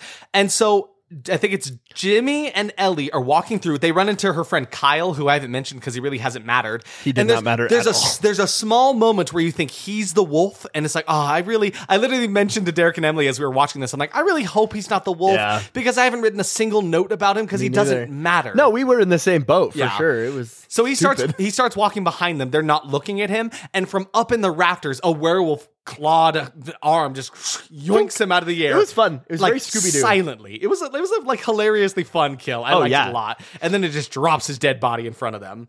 So at this point, I put this together. I was like, okay. So it's somebody we have to have seen. There's no way they're going to add a new actor into this movie, right? Somebody we haven't seen at this point, right? Who is the only one that could be the wolf right now? I was like, oh shit. It's Joni. It's Judy Greer. And then sure enough, she shows up and she's got these like scary kind of wolf looking eyes. Man. So she got turned by Jake during a one night stand they had a couple years ago, right? And she says, Jake didn't want me. And if I can't have him, well, you know how that line goes. No one can. So to wrap my head around this, she was just killing any other girl that Jake was getting with because she thought that he was the one. This motivation is dumb. It's so that motivation stupid. is stupid. It's so stupid. But, and here's the big but. I loved Judy Greer. Judy Greer as a werewolf came out of nowhere in this movie. Yes. I thought she was just another background character that wasn't going to matter that much. It was just kind of like a rude boss and wouldn't matter that much. She gives a kick-ass performance as being this like her motivation kind of sucks. Jealous, like annoyed, stern wolf girl. lover. Yeah, I loved it. She was so fun to watch here. She was giving a kick-ass performance because she was just like funny and evil and then like kind of a werewolf at the same time. And like they really let her let loose. I loved how jaded she was to the situation. She's like, whatever, I'm killing people. Like, it doesn't really matter. Yeah. Because there's actually a scene where like she runs into Jake and he's like, hey, hey, Joni, don't kill Ellie. I love her. She's like, I'm not going to kill her. I'm just going to like maim her and stuff. And maybe, like eat her blood and just kill her and stuff. Like whatever. I don't care. Whatever. It doesn't matter. She was funny. She was so great. She was incredible. She I was loved like her so probably much. my favorite part of the whole movie. Absolutely my favorite part of the For whole a movie. couple reasons, and we'll get into that in a second. Yes, we'll get into that now. But Ellie and Jimmy still haven't gone full wolf, and I'm a little sad about that. Yeah. They've gone this entire movie being werewolves, but they haven't actually gotten the chance to transform. But Joni's trying to kill them anyway, and so they have this weird scene where like they're kind of fighting each other just as humans for now. But then Ellie loses them somewhere in that fight, and then she starts to transform. Oh my god! Oh my god! All of it is CGI. My god! And it's awful. It's so This bad. is the worst transformation scene I've ever seen. It is so, and they showed a lot of it, The too. whole thing. Because, like... She turned into Gollum for a while. Yeah, she's got this weird, like smooth, bald head that looks terrible. Like, it's so awful. And it's really just, like, bold of them to keep the camera on her. Because I've seen a lot of different werewolf movies where, like, they, like, cut away from transformations or just show small bits so you don't have to dive into it whole hog like that. My theory about this is they gave her this, like, transformation scene late in the production. Oh, had to be, when right? Rick Baker wasn't involved anymore. Because the werewolf in London transformation scene is That's iconic. like one of the most iconic It is transformation amazing. scenes ever. Like, they could have And all done something practical, like right? that. Yeah. They had the money. Like, And the baker himself. So, like, I'm wondering if they just Bad took business his suit. makes the baker broke, bro. I'm really curious if they just took his suit and then just did CGI for the rest. Because had there's to. only the one werewolf suit Really in this though, whole and movie. it's really rough. Yeah, there's actually we don't ever get a cool like wolf to wolf fight scene. Nah. Which again, you're probably right. They probably only had the one wolf suit, and it probably would have looked terrible with the CGI. So I guess I'm glad they didn't do that. But again, I just wrote, God, this museum is so cool. I wish Transylvania were real. Ellie and Jimmy are hiding in the Wolfman exhibit. How funny. And then Wolf Joni now finds them, and she's throwing Ellie around like meat. Yeah, she was going crazy. So, Ellie shoves the silver head of that replica Wolfman cane that I mentioned earlier. She shoves it in Joni's mouth. It was cool. Yeah, it was a good idea. It was right? a really good idea. So yeah, it starts like burning away inside of her and stuff like that. And so Joni runs away just as the cops arrive. The cops finally showed up to the scene, and Ellie and Jimmy are trying to tell them like, "Hey, we're being attacked by a werewolf right now. You need to help us out." And the cops are like, sure. They're like, "Can you give us any descriptors?" They're like, "Well, like 7 feet tall, full of fur." They're like, "Anything else?" And they're like, okay, well, she's usually like, blonde, really skinny. Yeah. And then Ellie just starts insulting her. She's like, got a really bony butt, and she's kind of really annoying, really and like the sound of her voice. rude, and so raspy. she's just insulting her while describing her to the cops. And then Wolf Joni comes back, bursting through the window just to flip her off. Like 5 stars, full practical wolf suit. She's screaming like, "You liar!" And she Just full on flips her off. I cannot explain to you. Just go look up that bit. I mean, it's in GIFs. You could just look at the I think GIF literally of if you look up Wes Craven's Cursed, it's one of the top GIFs that pops up. Yeah, It's yeah. so it. funny. It is so good. That made the entire movie worth it for me. I don't care about 100%. anything else. That was so funny to me. And just the sequence of it happening too. Yeah, was just so the motivation. good. Because I was sitting here thinking, like, how are they going to get a wolf? What reason does a wolf have to come in here and flip someone off? That's a funny We were reason. waiting for it the entire movie. Time, and here it finally is, and it was worth it. I eat it up. Chef's Chef's kiss. kiss. It was so worth it. But then they just fill her with bullets. They just fill her up and then shoot her square in the head, spilling her brains out onto the ground. Kind of gruesome. Yeah, which, technically separating the head from the heart. Yeah, they do mention that they earlier in comment the on movie. it. Yeah, Jimmy's actually like, because I think Ellie's like, "Is that enough?" And he's like, "Well, yeah, look at all her brain goo spilling out into the ground. I think that technically counts, right?" And it did. And it did, yeah. And also, Bo is okay. In the scene, we didn't mention in the mirror maze scene, he kind of got attacked. I didn't even see He kind of it just happen. disappeared, and we never knew what happened to him, but he's okay. And I'm so, convinced that was a fight that got cut. absolutely, or at least got cut down, right? Yeah. And so, so Bo is okay, if you were wondering. So now Jimmy and Ellie go back home, assuming that they're no longer werewolves, and the house is all torn up. I guess Werewolf Zipper really had a fun time He's in here. zippered around in there. And they get into a little fight because she's all sad about Jake, and Jimmy's like, all of this is his fault. Like, Yeah. a monster's still a monster. Like, sorry you lost your boyfriend, but like, we kind of almost died because of him. But wait, they've got this weird, like, wolf spidey sense thing happening under their skin? Yeah. Are they weird. finally going to transform? And then someone, I think Ellie picks up that silver serving spatula, right? And it still burns them, so they're still wolves, which means Jake was the one that turned them. They didn't sever the line at Joni, so Joni actually wasn't the one that turned the two of them. Because it never confirms that Joni was the one who attacked them in the car. Exactly, which is actually pretty good misdirection. That It was they're like, great oh yeah, she had her misdirection. motivation. Okay, we killed her. All right, that's the end of the day. Nope, it's still going on. So then Jake shows up at the house, and Ellie's starting to transform a little bit. Really, it's just like she's kind of starting to convulse and having a hard time. Claws kind of come in and out of her fingertips because Which looked fine. yeah, Jake even mentioned, he's like, oh, it comes and goes. I should have mentioned that. It's almost midnight on the night of a full moon. And so he turned her just so they could be together forever. That was kind of his idea. And again, you're doing a really bad job of making this girl want to stay with you. That's gross. You're so gross. Yeah. Down in the basement, Jimmy is also, because Jimmy was trying to figure out how to turn the lights back on because they were like lost electricity after werewolf zipper fucked up the place. And so he's down there, and Jake just flat out says there can only be one alpha. So I was kind of planning on going to kill Jimmy. So he goes down to find him in the basement, and then Ellie pounces on him as he's kind of like talking to Jimmy at the top of the stairs, and she grabs on him, and they have a little fight in the kitchen. Her claws start to come in, and so do Jimmy's, and Jimmy starts crawling on the walls, like on the ceiling, Yeah, he went like full he's Spider-Man. He really goes full Bully Maguire Spider-Man this entire movie, right? Yeah, absolutely. And then Jake is just, it's not a very, the fight scene is fine. There's not a lot to mention about it. Jake is just kind of bad at fighting the two of them at once. He'll get the upper hand on one of them, then the other one pounces on them, and then he gets the upper hand, blah, blah, blah, whatever. So Jimmy pounces on him while he's like choking Ellie to death. Yeah, it was brutal. Yeah, I'm like, also, is that going to work on a werewolf? Well, you separate the head from the brain. It's one of those things. I don't where think he was it's trying like- to kill her, though. I think he was trying to make her pass out. Probably something like that, right? Because like, I don't think choking a werewolf could be to death, right? Because it's like, it's one of those things where it's like, if you're an immortal being, No. what would it take? Listen. I'm listening. If the oxygen to the brain ends, Does that separate? I would argue that separates the brain from. See, you can get into the semantics of this. It can get really convoluted, which is probably why there's so many different tropes in werewolf And kind of if stuff. you take a werewolf to therapy, he will no longer be a werewolf. If you take a werewolf to therapy, a blind man will teach him that he's actually not a werewolf and he's crazy the whole time. He imagined it, like that one movie that we talked about earlier that I can't remember the name of. Something with wolf in the title, probably. But anyway, Jimmy pounces on him and chomps into his neck. And then as he's kind of struggling with that, Ellie stabs fully into his chest with the serving spatula, the silver one, and then they decapitate him with a shovel. And it takes some work. They do it brutally. Yeah, this was gnarly. Because this is something that's happened in lots of horror movies. They did it back in Reanimator, right? Herbert West just like quickly plunges it into a guy's neck and it's done for. But they have to like do it a couple times. It's just a shot of them over him just going just shoving it deeper and deeper onto him. Yep. And it eventually does. It felt pretty painful just to watch it. Yep. But then it works because his body goes up in white flames because I guess it's because he was born as a werewolf. He's like It the must start be of the line. something about his age or something. Yeah. I just wrote Jesse Eisenberg's wig continuity is a crime. It's It really terrible. is, man. I think it changes in this scene. It does. Multiple It changes times. several times.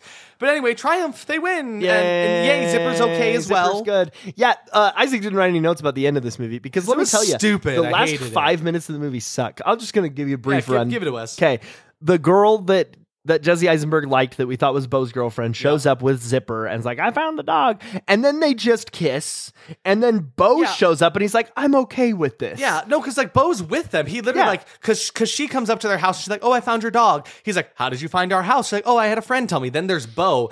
And it's like, okay, hold on. Hold the phone. Were they dating at all? I don't know. Because if that's the case, he's like, hey, come on over to my friend's house and then kiss him. It's okay. Like it had no reason for any of this to happen. But he's out now. And I wish that Jimmy and Bo had ended up together. Me too. Why not? Come on. I don't know, but this scene felt really, really tacked on. Yeah. And then there's like this joke of like, oh, Ellie has to stay in home and clean the house. she's like, So then everybody walks away. Because they just start walking away together. It's like, okay, I'll just stay here and clean, I guess. Don't You worry go about have me. your weird threesome or whatever. Yeah, it's like, where's he going to? It's like, hey, thanks I for don't dropping know. off my dog. Want to go hang out? This whole scene, it really sucked. And Anyway. I feel like they just didn't know how to resolve the movie. The best part of the movie ended when Judy Greer died. But so, the movie's over. That's it. That's it. That's cursed. Ta-da. It was kind of a cursed movie. Ba-ba. Ba-ba. Ba-ba. Werewolf of Wisdom. Rah, rah, rah. What is the... You know what the wisdom is? What's the wisdom? If you has a moon, Uh-huh. then the moon has you, and you has the moon well. Wow. Think about that one for a while. I'm thinking, wow, I'm gonna have to sit on that one for a second. Yeah, me too. I think I have no idea what I just said. All right. So what were your expectation results? Oh, you don't have any like kill count stuff for us? Oh yeah, it was kind of weird to find because this movie has so many like different like paths. I think there were 6 main kills, but then there were some off screen that we didn't really see, but there were 6 that we saw. So. And lots of jump scares. That was one thing we didn't really talk about. I found the jump scares in this movie very effective. That's something, and I'll cover that in my surprises, but like the jump scares did some stuff to us. Yeah, they did stuff. Hey, Derek, real quick. Knock, knock. Who's there? Moon. Moon who? I hate moon days. Oh. No. All right. This has been That Was Horrible. Isaac's going to finish out my notes too because I quit. So, expectation results. I said kind of a waste of a lot of good actors, right? I honestly expected some better performances from a few of them. I honestly didn't love Christina Ricci's performance in this a lot. Neither. It was awfully forgettable. Certainly not the best. Very I think bland. Judy Greer was my favorite one in the entire movie. She did a phenomenal job. And I guess just because like that was a surprise. Like I'll add that to surprises. Just like she kind of came out of the woodworks for me. For sure. Because I've never disliked her, but this one I really liked her. Yeah, for sure. So where are you at? Same with the actors. I don't really know why most of them were here. I feel like it was kind of at a time where a lot of these weren't necessarily famous actors yet. Yeah, because like Nick Offerman had that one scene where he was Nick Officer, and he was just officer, and he just like said words and left. He hadn't been in Parks and Rec Never yet, came obviously. back. I was just not impressed with almost anybody's performance in this movie, it was pretty rough. except Judy Greer. She She kicked ass. I said all worth it for the practical effects. Rick Baker did it again. The wolf looked amazing every time they used it, but every time they opted for the CGI wolf, it hurt a little bit more every time. And that transformation was despicable. It was so bad. Yeah, the transformation scene is going to be whack. Yeah, ick. And we didn't really mention it, but there's a scene where Jesse Eisenberg's character is like starting to transform and his stomach does this weird like convoluting thing. Yeah, I forgot about that. It was a weird effect. It looked really gross and didn't do anything for me. No. I said using CGI wolf more than practical wolf. I am happy that they used the practical wolf more than I was expecting, but they still used the CGI one way more than they needed to. And it hurt the movie in many ways. It's just a waste of Rick Baker's talents. Yeah. You wouldn't steal a movie. I just was expecting that like 2005's vibe. And I mean, a little bit, but not nearly as bad as it could have been. Definitely not. Even the credits didn't do it like nearly as bad as like The Omen or anything like that. Definitely. I wrote stupid music, and honestly, I'll say it right here. This is kind of a cop-out note just because you can usually expect that from bad 2000s horror movies, but I honestly didn't really notice the music much at all. No, there's Bowling for Soup at the very beginning. There was the scene when Bo was confessing to Jimmy that he was gay. There's like this weird kind of like Western music playing over it. I forgot about that. That was strange. Bad. Because Cowboys is gay, I guess. Cowboys is gay. I mean, Brokeback Mountain. That's true. An attempt to be meta like Scream, yes, but it actually worked. And totally. I just wanted more. And I'm assuming that the Craven cut had more meta. Had to, right? Right. I wrote a very, very predictable plot. And yeah, pretty predictable. But Judy Greer coming out as a werewolf was not on my bingo sheet for this movie. Not at all. Weird ass plot. Kinda, it just didn't, like the movie didn't seem to trust itself and there was just no cohesion with the plot. Yeah. So I said surprises now, right? Yeah. Surprises for me, they fortunately did use the practical wolf way more than I expected to. And it was like, at first it was like, oh, it's like a pretty 50-50 split. Then it was like a 40-60 split. And by the end, I'm like, this is a 30-70 splits, like practical versus 30, the CGI one. It does suck how much they went over all that stuff. But I was happy to see the practical one more than I thought I was going to. Loved that. I didn't write it, but I have to say, Judy Greer, fantastic. Bravo to Judy Greer. Wonderful work. Well worked. I wrote, it was pretty entertaining. None of the characters annoyed me, and I was thoroughly captivated throughout. I was not expecting that. I wrote the CGI wolf was so bad. And maybe that's my bias because I thought the practical wolf looked perfect, but that perfection is really what made the CGI wolf look all the more horrible. Yeah. I hated it for that. For sure. I was happy when my predictions came true. Like that was weird for me because usually when you can see where a movie is heading, it loses the impact. But even though I called almost every shot in this movie, I was thrilled when I was right. It was like this happy, like, yes, they actually did it. I'm so happy. Yeah. Oh, Same. Bo is gay. Oh, Judy Greer is a werewolf. Hell yeah, I love for that. sure. Although I didn't call that one. That was a weird one. And then my final expectation was, or my final surprise was that a lot of the jump scares actually got me a little bit. Same. And I think it's just because the vibe of the movie did not seem like it would give us a lot of jump scares, or they didn't set it up in the cheesiest way. So they just completely surprised me. Just almost none of these actually affected me, but they surprised me. You know, like it wasn't like I was like, oh God, jumped. Or like they kind of made my chest go. It was a literal surprise. Yeah, it really got me. For me, the fight scenes actually was a surprise for me. I thought they were decent. I liked them. With very like exception of the wrestling. The wrestling sucked, but like the rest of the fight scenes were fun. The jump scares as well. Totally. I just like there were multiple times that got my heart racing. That like really surprised me. And I just like wasn't going into this expecting that. And it's one of my more jumped movies. Yeah. Like if I could use that as a term. Like Totally. it jumped me. Yep. Judy Greer. Oh my God. Judy Greer. She has won my heart. Like I already enjoyed her as an actress, but I did not also, Derek, expect to see her evil Derek, like that. can we talk? Can we talk? She looked pretty. She's so hot. She looked pretty hot. She looks so There's hot. a scene where she's like wearing With like the a sword? silk robe and she's brandishing this sword at her side. She's a my little God. bloodied up. I was like, Judy Greer. She has like get blood it. on her mouth and she wipes it off. Oh, Judy Greer. Dude, I've the never, Judy Greer of my heart. I didn't know. I didn't know I could be into Judy Greer. I think I found a new sexuality. Yep, and it's that woman is with sword. Woman with well, I knew I was into that one, but I mean that's why I married my wife. But also Bloody like woman with sword. bloody woman with sword, but also just Judy Greer. Judy Greer. Could get it. Absolutely. And then what this movie could have been surprises me, I think, more than anything else. Like watching it and then thinking back through the fact that this movie has been changed so much really just shocks me and how better it could have been, but how much I enjoyed it already.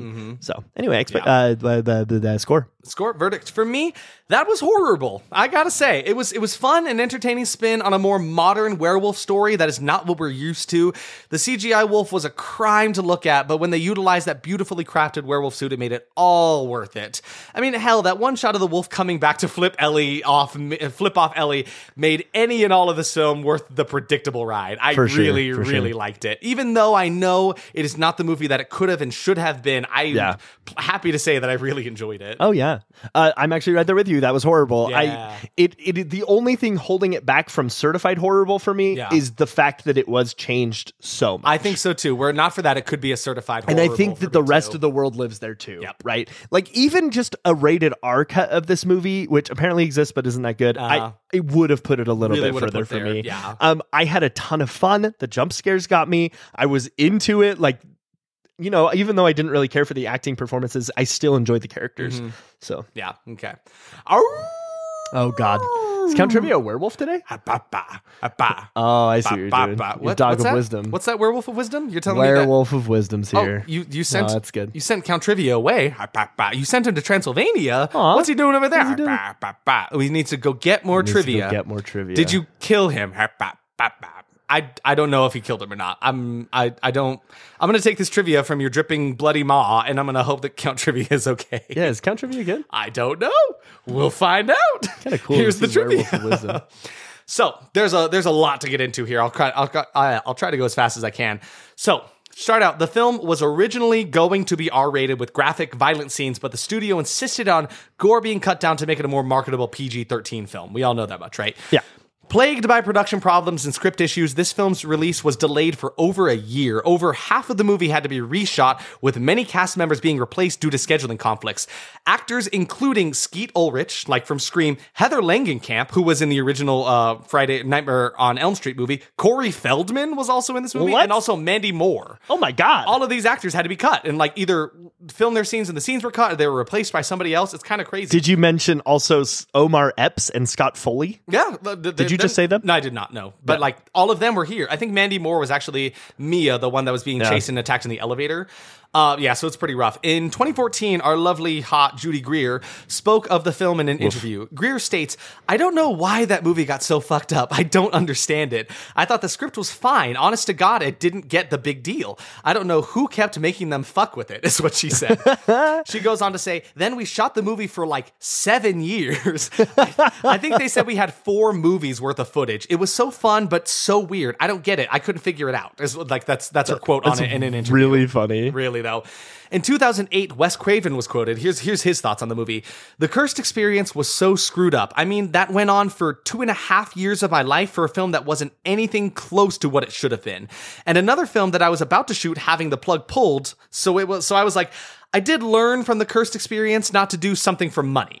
They said, we know you want to do another film. We'll pay you double. And we were 10 days from shooting, and I said, fine. But I ended up working 2.5 years for double my fee, but I could have done 2.5 movies and done movies that were out there making money, instead of me making the money.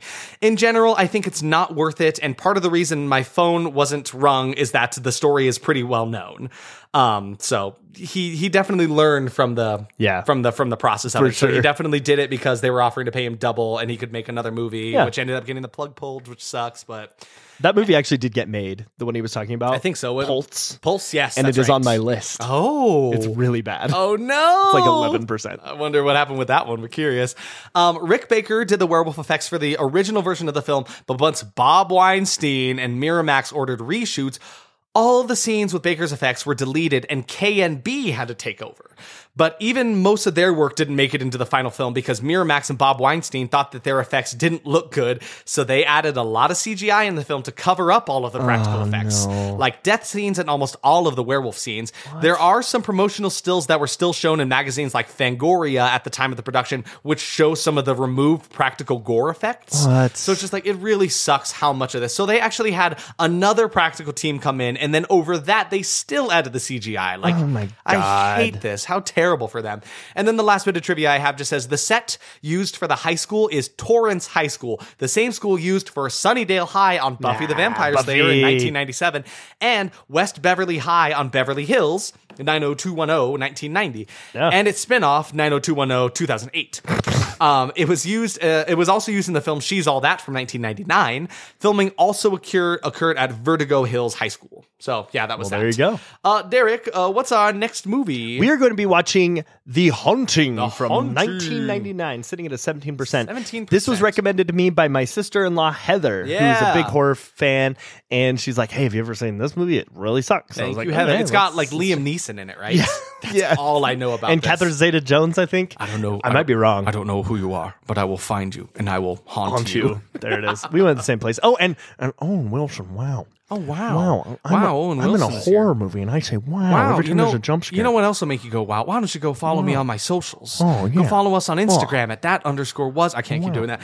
Follow us at Instagram at that_was_horrible. Twitter at TWH Podcast. Facebook at That Was Horrible Podcast. And YouTube at That Was, say it with me, Horrorble.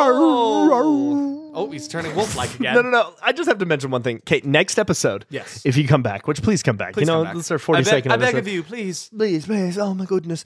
If you come back, we will allot 3 minutes. I'm going to set a timer, and we will talk about Garfield. We will for do 3 minutes. Because we can't cut him. Are you saying we need to sit and do like a tight 3 on tight Garfield? 3. Or are we just going to like time us and then stop when we stop talking about Garfield? And if we start the timer again, and if we get up to 3, we have to stop. I don't know which one sounds funner. I think the second one sounds more fun. The second one sounds more fun. But also that is trying to say we could talk for Garfield for less than 3 minutes without stopping. I don't know if we can. Let's talk about it next time and see what happens. We'll talk about it next time.